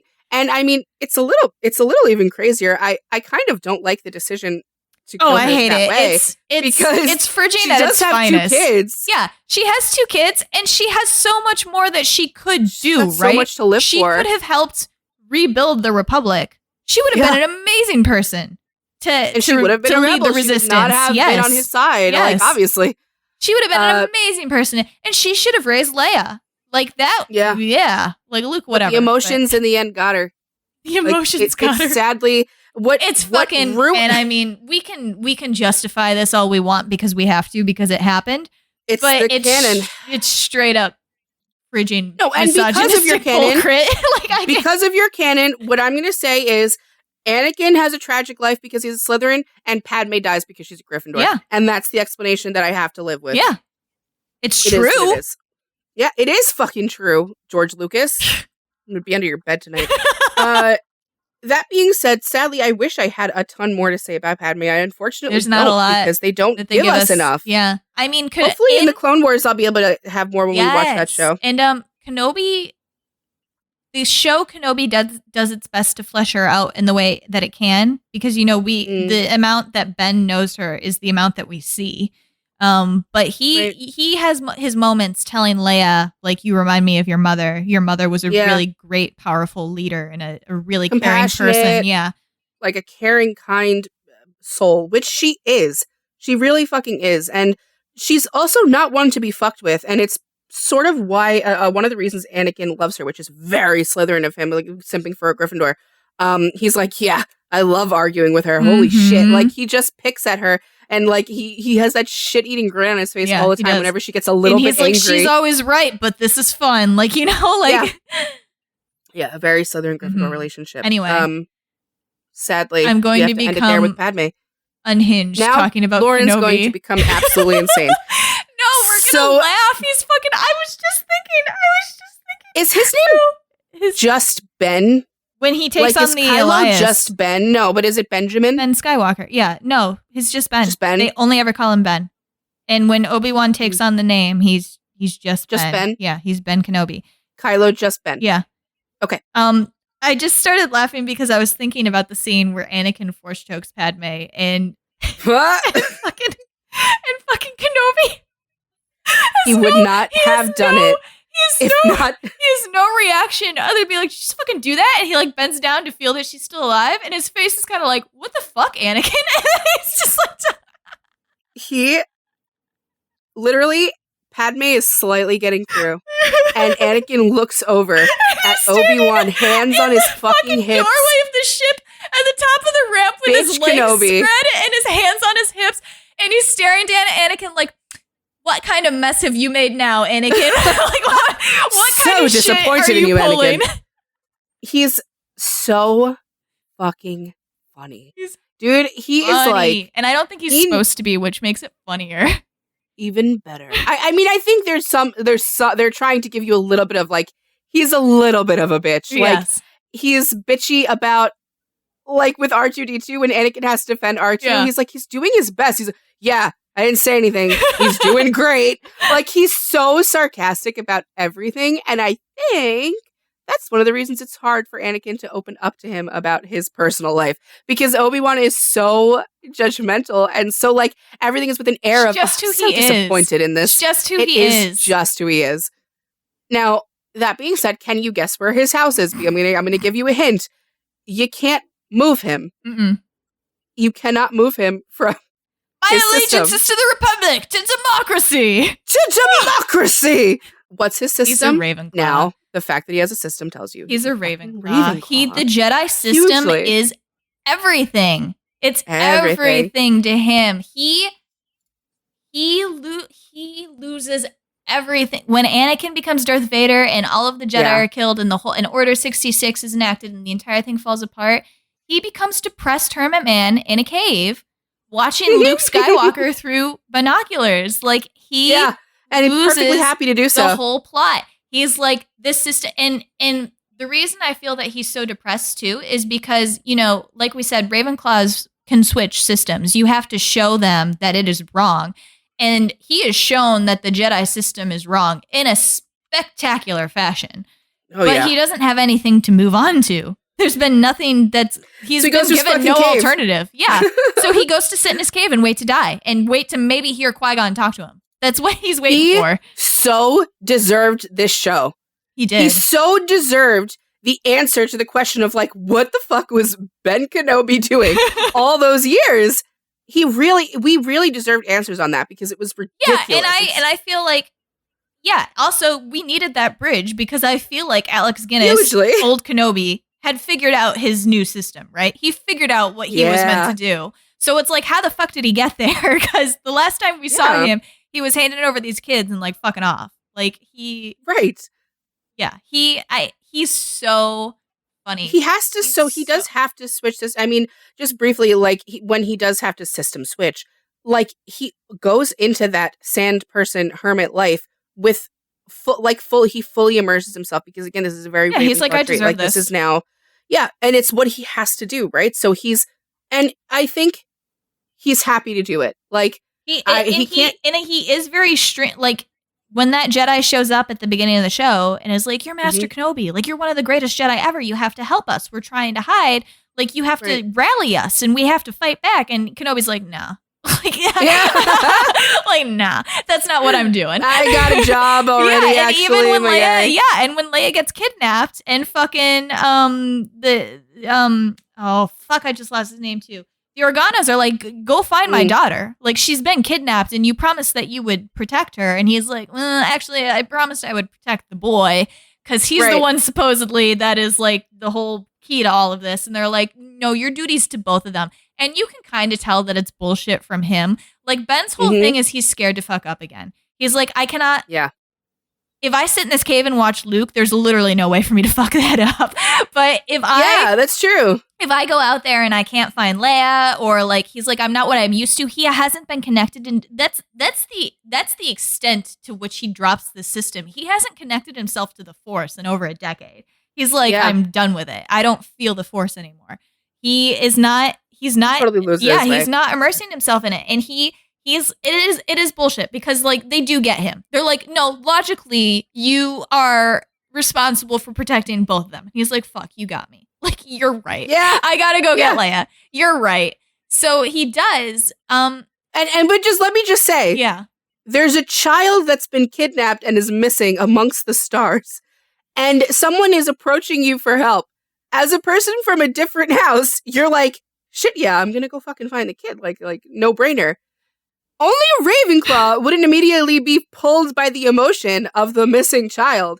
And I'm not saying Ravenclaws don't care about kids. Mm-mm. I'm just saying it's fucking hilarious how some of them. No, he was using a certain kind of logic. He was like, I can't. I cannot screw up if I do not go find her. So we're just gonna have to write that one off. Like, you know, like right. He's like, I haven't been fighting in a really long time. Like, there's no way. There has to, and he gives them alternatives too. He's like, well, can't your guard help? Like, there has to be somebody better than me.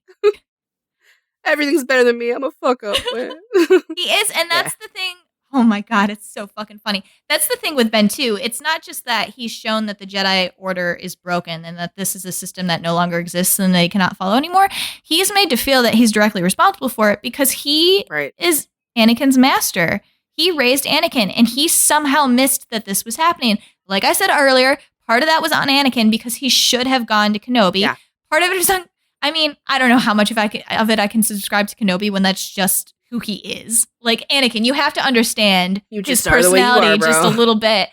And he probably did, and he was getting caught up in his own thing. He knew Kenobi. And Kenobi, he loves Anakin. He does. He loves Anakin so much. I think he's the only person that Kenobi has ever loved. I'm going to be totally honest. And you see, and I can't wait. We're going to get into it because we're going to talk about their weird ass daddy brother enemy relationship that they just because it's a really weird one, fascinating. It's insanely fascinating, and it's but he feels responsible for Anakin going dark side. He feels a little bit of that. I could have done something and I didn't, and it's so funny because Vader. Are you going to talk about the Kenobi thing, the show Kenobi thing? Vader absolves him of it, right? He goes off to fight Vader in this big epic thing in Kenobi.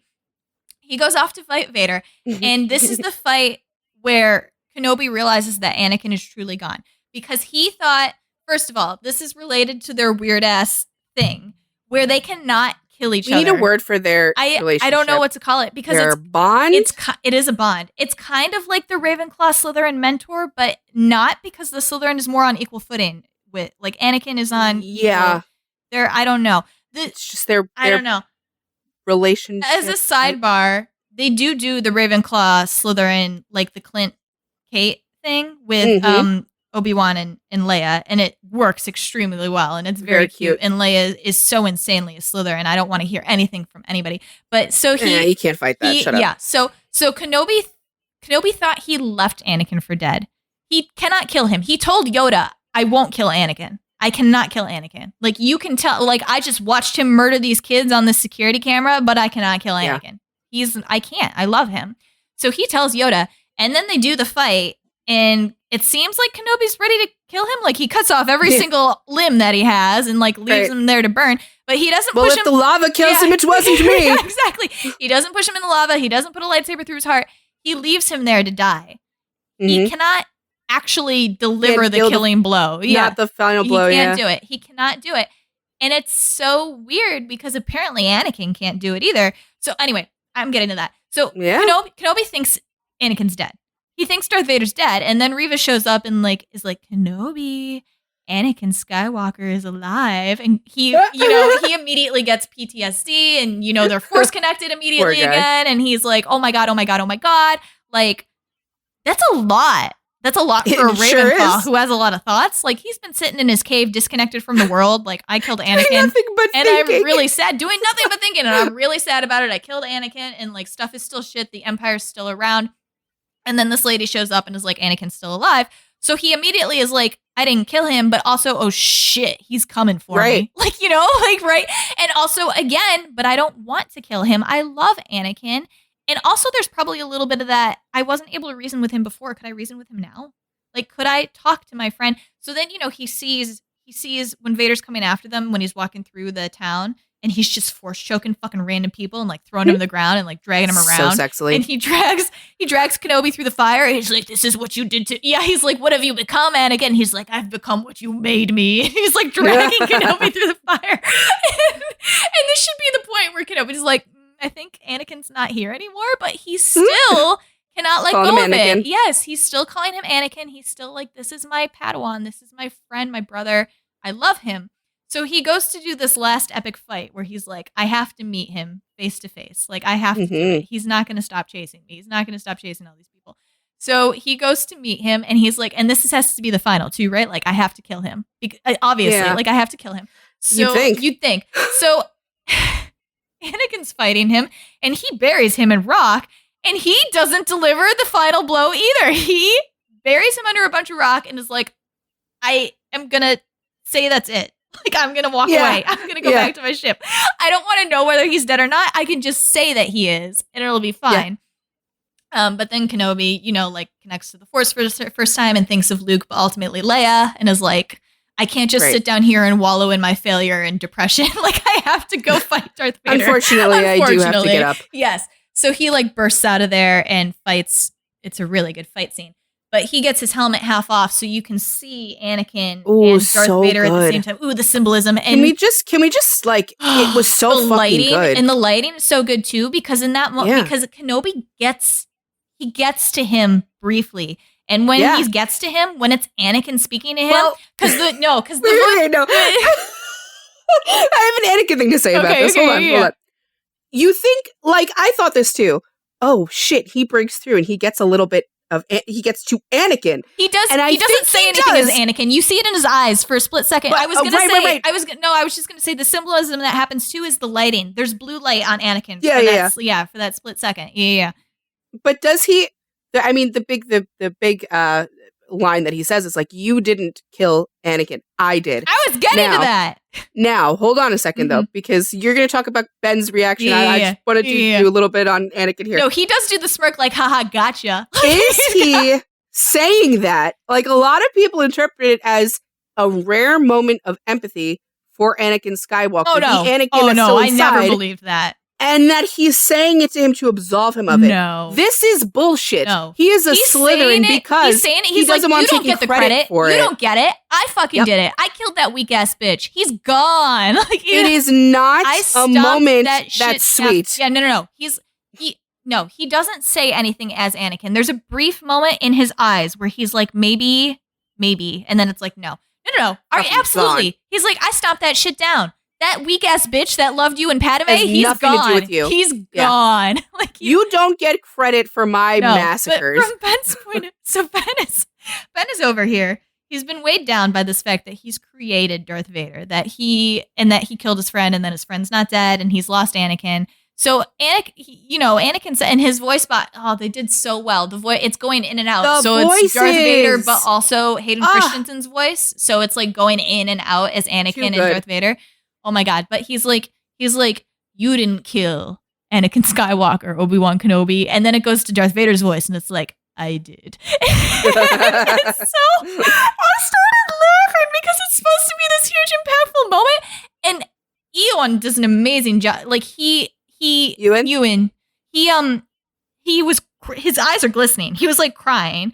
He's got this like crying, but you can see when the light goes on behind his eyes when he's like, I didn't do this. And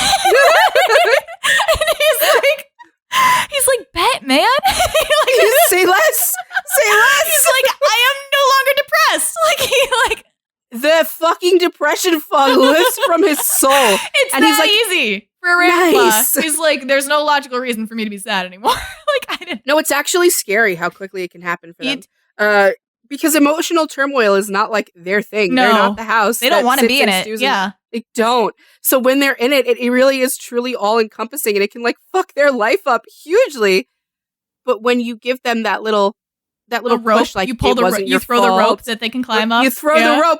They're the first house taking that fucking rope up out of there. And Kenobi is like, holy shit, it's not my fault. See ya. I still can't kill you though. I still can't deliver the killing blow. He's like your breathing oxygen tank is, you'll probably die maybe. Goodbye.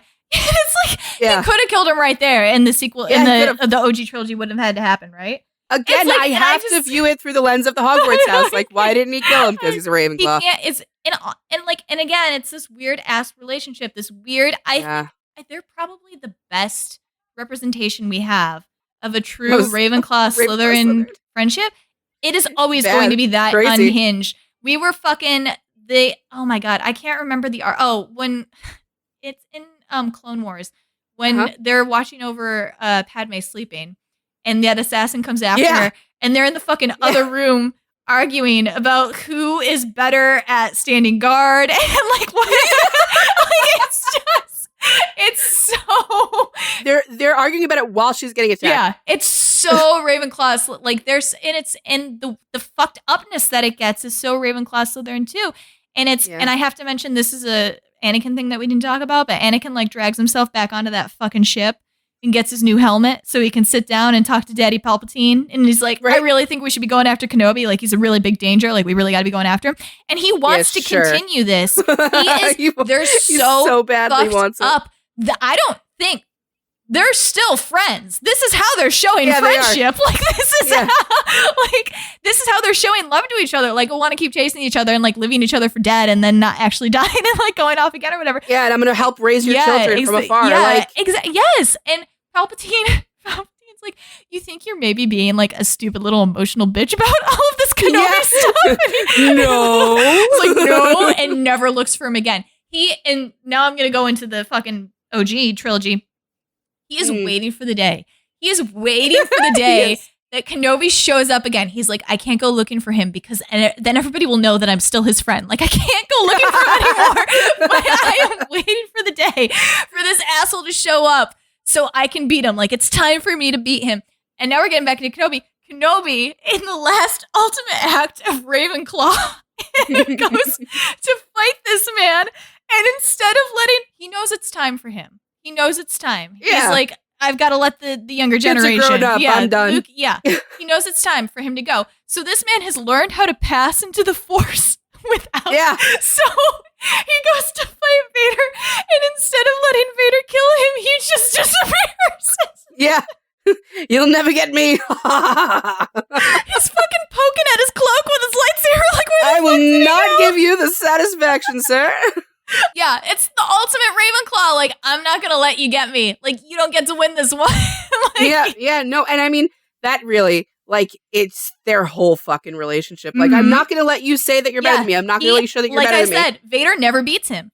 I would not consider that beating him. He never beats him. He's like, Kenobi goes out. You will never not be the Padawan. He goes out like that. No. Like, oh, I love that.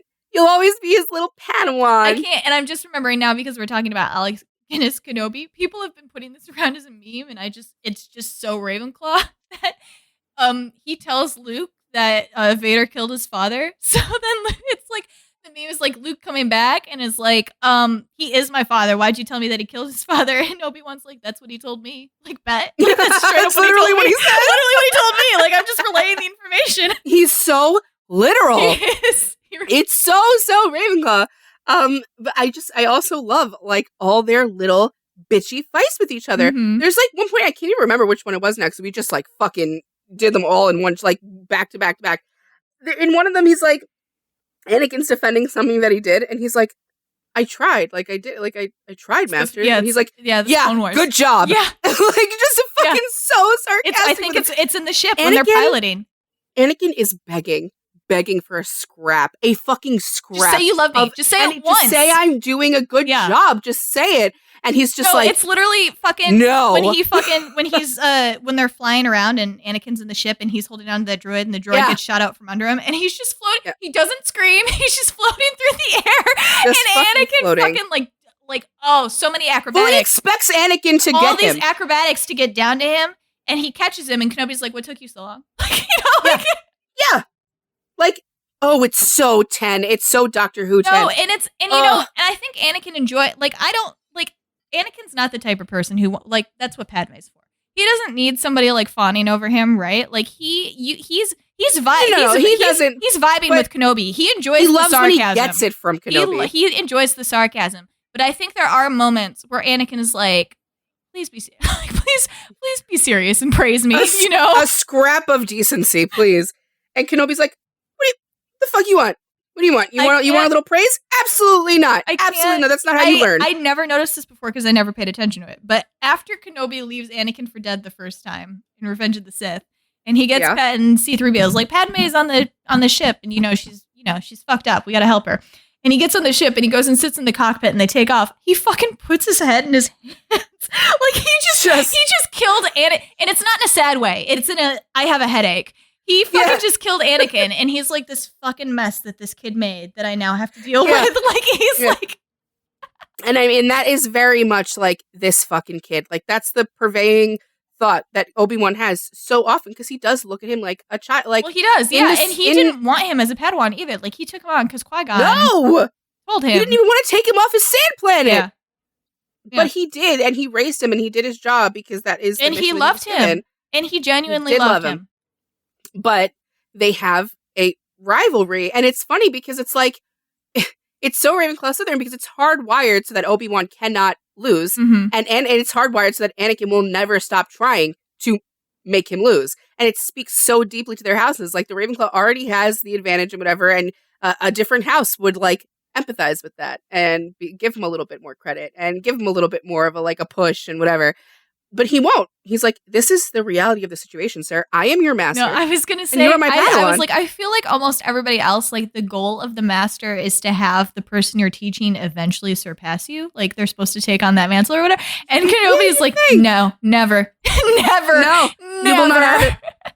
Yeah. He's like, I didn't surpass my master. Yeah. So you're not going to surpass yours. That's just how this works because that is his fucking system. He's like, bro. There's a fucking hierarchy here. There's a hierarchy here, and you will respect it. Yeah. And Anakin's like, I don't respect a single fucking person in this world. Like, you're the closest I get to it, maybe, and that's the only reason I'm like even trying to prove myself to you. But by the very nature of what your system is, like it just grinds Anakin's gears. It just so deeply in such a deeply personal way to him. Like he cannot respect it the same way Kenobi does. And Ben can't respect that. And it's just back and forth. Yeah, and no, and forth. Anakin's like, I want to change it to make it better. And Kenobi's like, why? It's fucking working. It's great. It's working fine. Sit down, shut up. But he gets it. Like he does get Anakin's frustration, and so you do get these moments where you can see that Kenobi is not just a robot. He does, and I think that's part. Like Kenobi fully acknowledges that Anakin is stronger than him and will surpass him. Like so I think part of it too is like tempering him, right? Like he has to be careful because this whole prophecy is like this kid could be good or evil, and I think Kenobi is the only one who understands how to handle Anakin. And nobody else gets it. But he's often not there to do it. Yeah, that's the problem. He's not there or he doesn't realize that he's needed. Like he doesn't recognize. And this is because Anakin, by nature being a Slytherin, does not open up as much as he should. And also because Kenobi trusts the council when they're like, we're going to deal with Anakin. He's like, okay, I'll go off and fight Grievous. Like, right. And so Anakin thinks, because he's always trying to prove himself to Kenobi, because he is like literally all the fucking time trying to prove himself. I don't think he wants to disappoint him ever. He doesn't. He's always like, fucking God, Obi-Wan's going to kill me. Like, he's always thinking about it. He's worried. So I think this is why he doesn't share the Padme situation. I was going to say, with Padme, I think he's most worried about Kenobi finding out. Because he does know that it's breaking a rule. And he knows that Kenobi will be disappointed by him, even though, like I said, Kenobi knew. Like, he knew. He went to Padme. Everyone had to know. I don't know how they kept this supposedly a secret. Well, the council is, like, emotion stupid, so I get that. Right. But Kenobi is so close to Anakin. He knew. He went to Padme when he felt that Anakin was going through some shit and asked her about it. Like, and when Rachel was like, well, then why did... He's just willfully ignoring it. Well, yeah, and Rachel was like, well, then why did he ask her if Anakin was the father? And I didn't remember that, so we saw that scene after she had said that to me, and he doesn't ask her. He's walking away, and he's like, Anakin's the father, isn't he? And it's a statement. I know, but I only meant that in the way of, like, he never had it confirmed to him. But it's a giant fucking meme throughout Star Wars prequel memes history that Obi-Wan is just like, they're making out behind him, and he's like... that fucking Wolverine meme with the... Exactly. Yeah. No. He's vaguely aware, but... It's not even... He knows. He's ignoring it because if he acknowledges it, he has to do something about it. He doesn't want to do anything about it. He doesn't want to bother them. So it's an unspoken thing between them. But I think that's the entire reason that Anakin does not open up to him about it. Because, like... I said the same thing to Lauren. Like, if my best friend was like this, I wouldn't go to them either and tell them about all the, like, naughty, bad, terrible things that I'm doing. Because I'm gonna get a fucking lecture. Like, Obi-Wan is a professor. Like, that's, if you had to give him a real-life role, he'd be like your professor that's vaguely disappointed and like, you could have done better on this. One day you will surpass me. One day you'll be even better, the better professor than I am. But not today. Not that day. It's Be very patient. much that. And it's so frustrating. It's so frustrating to be like his friend or his partner, because you're never going to feel like you're doing enough ever. And that's just fine with Obi-Wan, because he doesn't have that kind of anxiety or stress. Like, he's not ever worried with surpassing Qui-Gon. He's completely fine with the system as it is. He's like, I am where I am and I will be where I will be. Like, it'll come. And Anakin can't deal with that. He's like, I want it now. I know I'm good now. It needs to be reflected in my title. Yeah, and now. Obi-Wan's like, so uncivilized about that, and literally everything. It's so funny. He's such a bitch. He's such a bitch, and it's like in a really funny way, though. He's the best. It's so funny. Best Like, type of Ravenclaw. Him and 10. Yeah, it is. 10, It's that 10-ish. Yeah. That's what I was saying before. It's very 10. When he is expecting, he flies through the air and fully expects Anakin is going to be there to catch him. That is fully 10. Mm-hmm. Fully 10's like, why wouldn't you be there? Duh, of course you're going to be there. I'd be there for you. Why wouldn't you be there? What do you mean? You'd be there. Also, now I'm going to critique how fast you got here, how fast you're flying. You know I don't like it, and you're going to call me master. You're going to call me master when you dress me. Like, it's that, actually, that whole thing is so fucking funny. Like, he calls him Anakin, like, and sometimes Anakin calls him Obi-Wan. So you'd think, like, it's normal, natural thing that they just call each other by their names. No, I pointed this out to you, that when he's putting Anakin in his place, he goes, my young Padawan. He says, he's my like, remember young Padawan. where you are. Yeah, he's like, remember Anakin, that you are young, and also that you are beneath me. And this is also a little bit of a manipulation tactic on Anakin's part, too. When he wants to appeal to Obi-Wan, he calls him master. Sorry, my master. Yeah, I'm sorry, my master. Yeah. Sorry, my master. And he's like, he's literally just doing it to get out of whatever fucking shit. And it's so interesting how he twists that when he becomes Vader. Because he still calls him master. He's like, my old master. My old master. Yeah, he's like, and he's kind of saying it like, remember how you fucking failed? I'm not your master anymore. And Kenobi's like, you said your name is no longer Anakin, so this no longer applies to me. Yeah, actually, in case you forgot, in my Disney Plus show, you said this wasn't my fault. So I actually haven't given this a second thought at all. Fuck you, dude. And that's where he's totally fine after that. It's so funny because when you get to the old Obi-Wan, like, there's no stress or anxiety of failure. He's like, I'm here to tell Luke all of these things, even though I'm totally bullshitting him.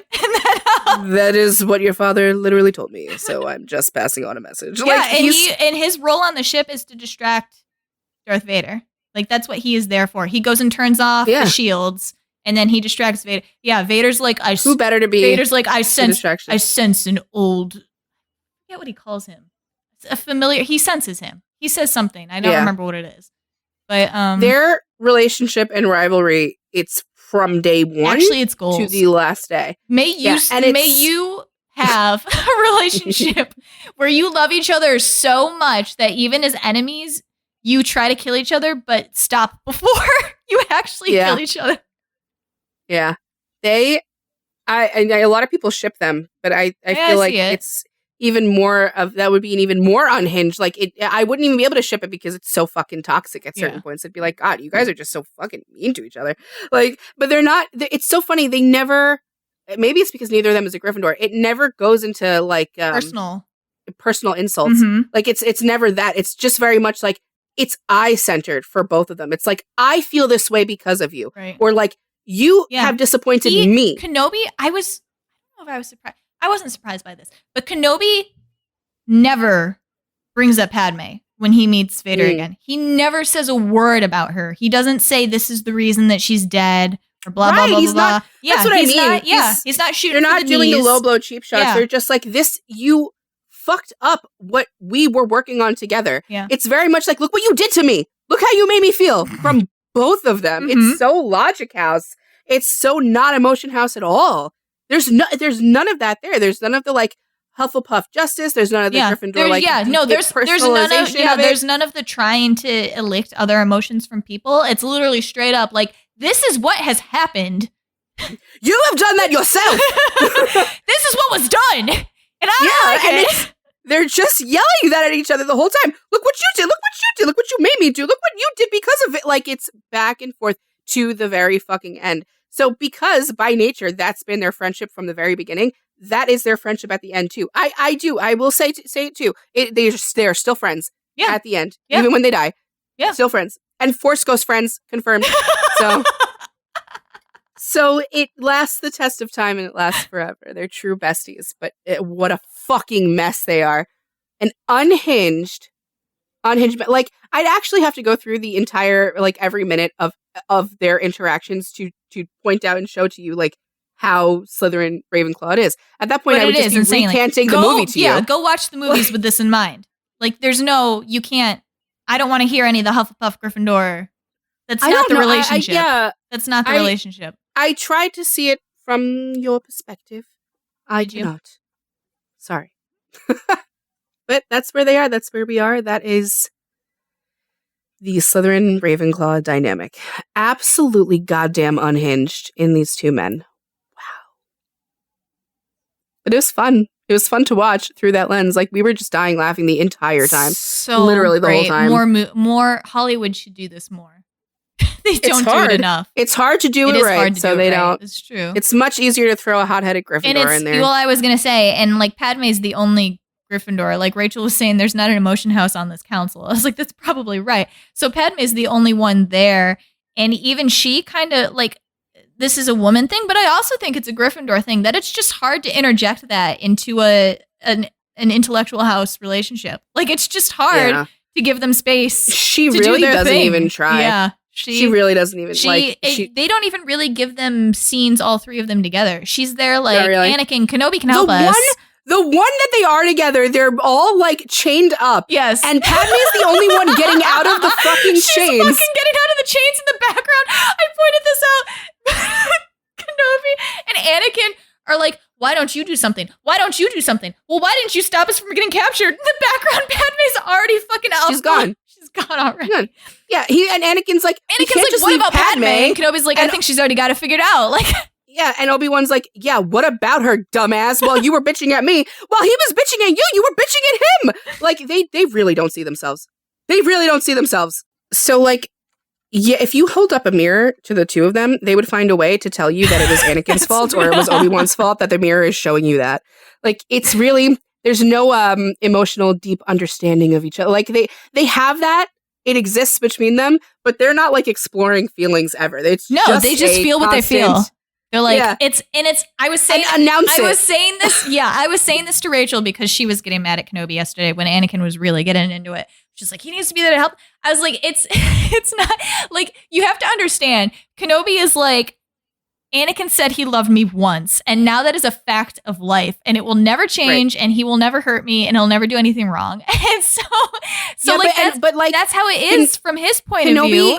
It's not just his, though. It's also Kenobi's, because when he's sitting there and he's thinking, like, and people are telling him, like, Anakin's not where you said he would be. Of course he is. Yeah, no, exactly. He would never disobey me. No, but it's also, like, they both have, and I think that's how they continue to be friends, because they both have complete trust in how they feel about one another. And I think that's why it's a large reason why, and I think that's probably true of any Ravenclaw-Slytherin relationship, and I think that's why, like, emotion never enters into it, because they can bitch at each other without being afraid that the other one is going to be like, oh, this means that they don't, like, love me or have trust in me anymore. Kenobi's like, no, Anakin trusts me completely, and he loves me, and he will do what I say, and that's a fact of life, and that's just how things are. And Anakin's over here like, I understand Obi-Wan 100% completely.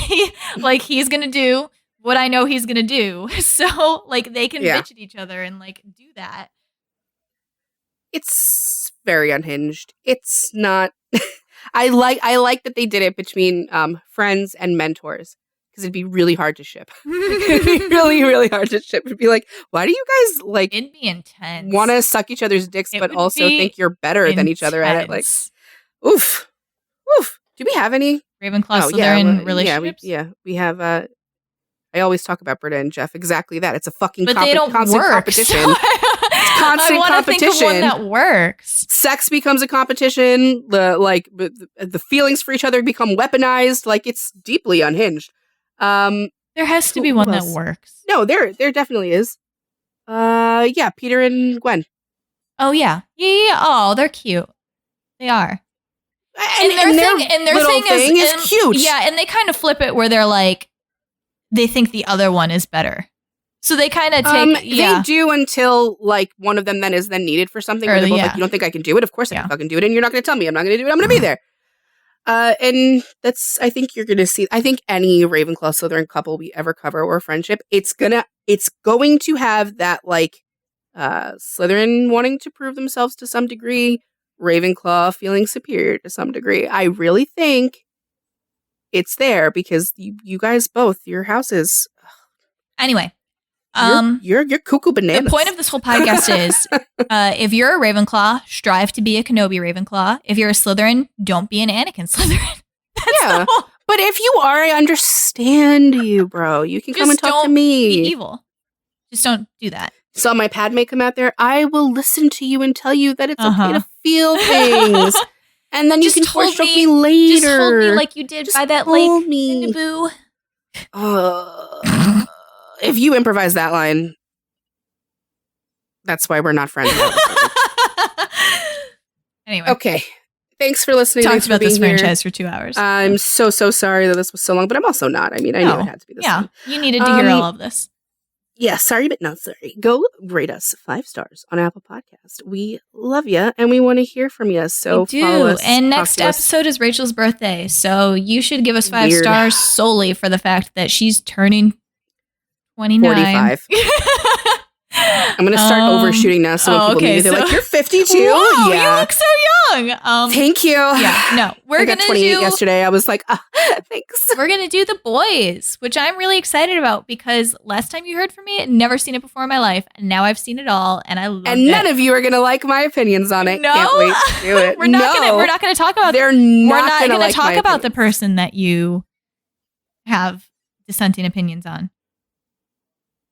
Yeah, we are. What do you mean? Who are you talking? Oh, okay. There's 3 characters that we're going to be sorting, and I fucking love and hate all of them. All 3. You know what? I sectioned this out in my head. I think I know. We're going to talk about Homelander, Butcher, and Soldier Boy, and I don't want to hear this whole like Soldier Boy's a brand new character. Why the fuck? No, we are Jensen Ackles stands first here, so that's who we're talking about.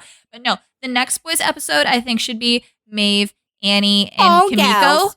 And then the one after that can be Huey, Frenchie, and MM. Or just Frenchie and MM. More on that later. You'll hear all about how much I fucking hate Huey in 2 weeks. I don't know that A-Train or the Deep deserve... Well, no, we have to... They deserve nothing. I want to talk about the Deep, though, because I really think he's... Okay, great. So replace Huey with the Deep. Anyway, we'll see you in 2 weeks. Thanks for listening. Bye. Thank you for listening to Sort of Brilliant.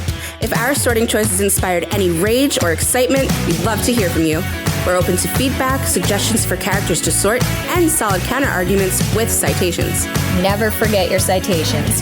You can find us hanging out on Twitter and Instagram at SOB_pod or shoot us an email at sortofbrilliant@gmail.com.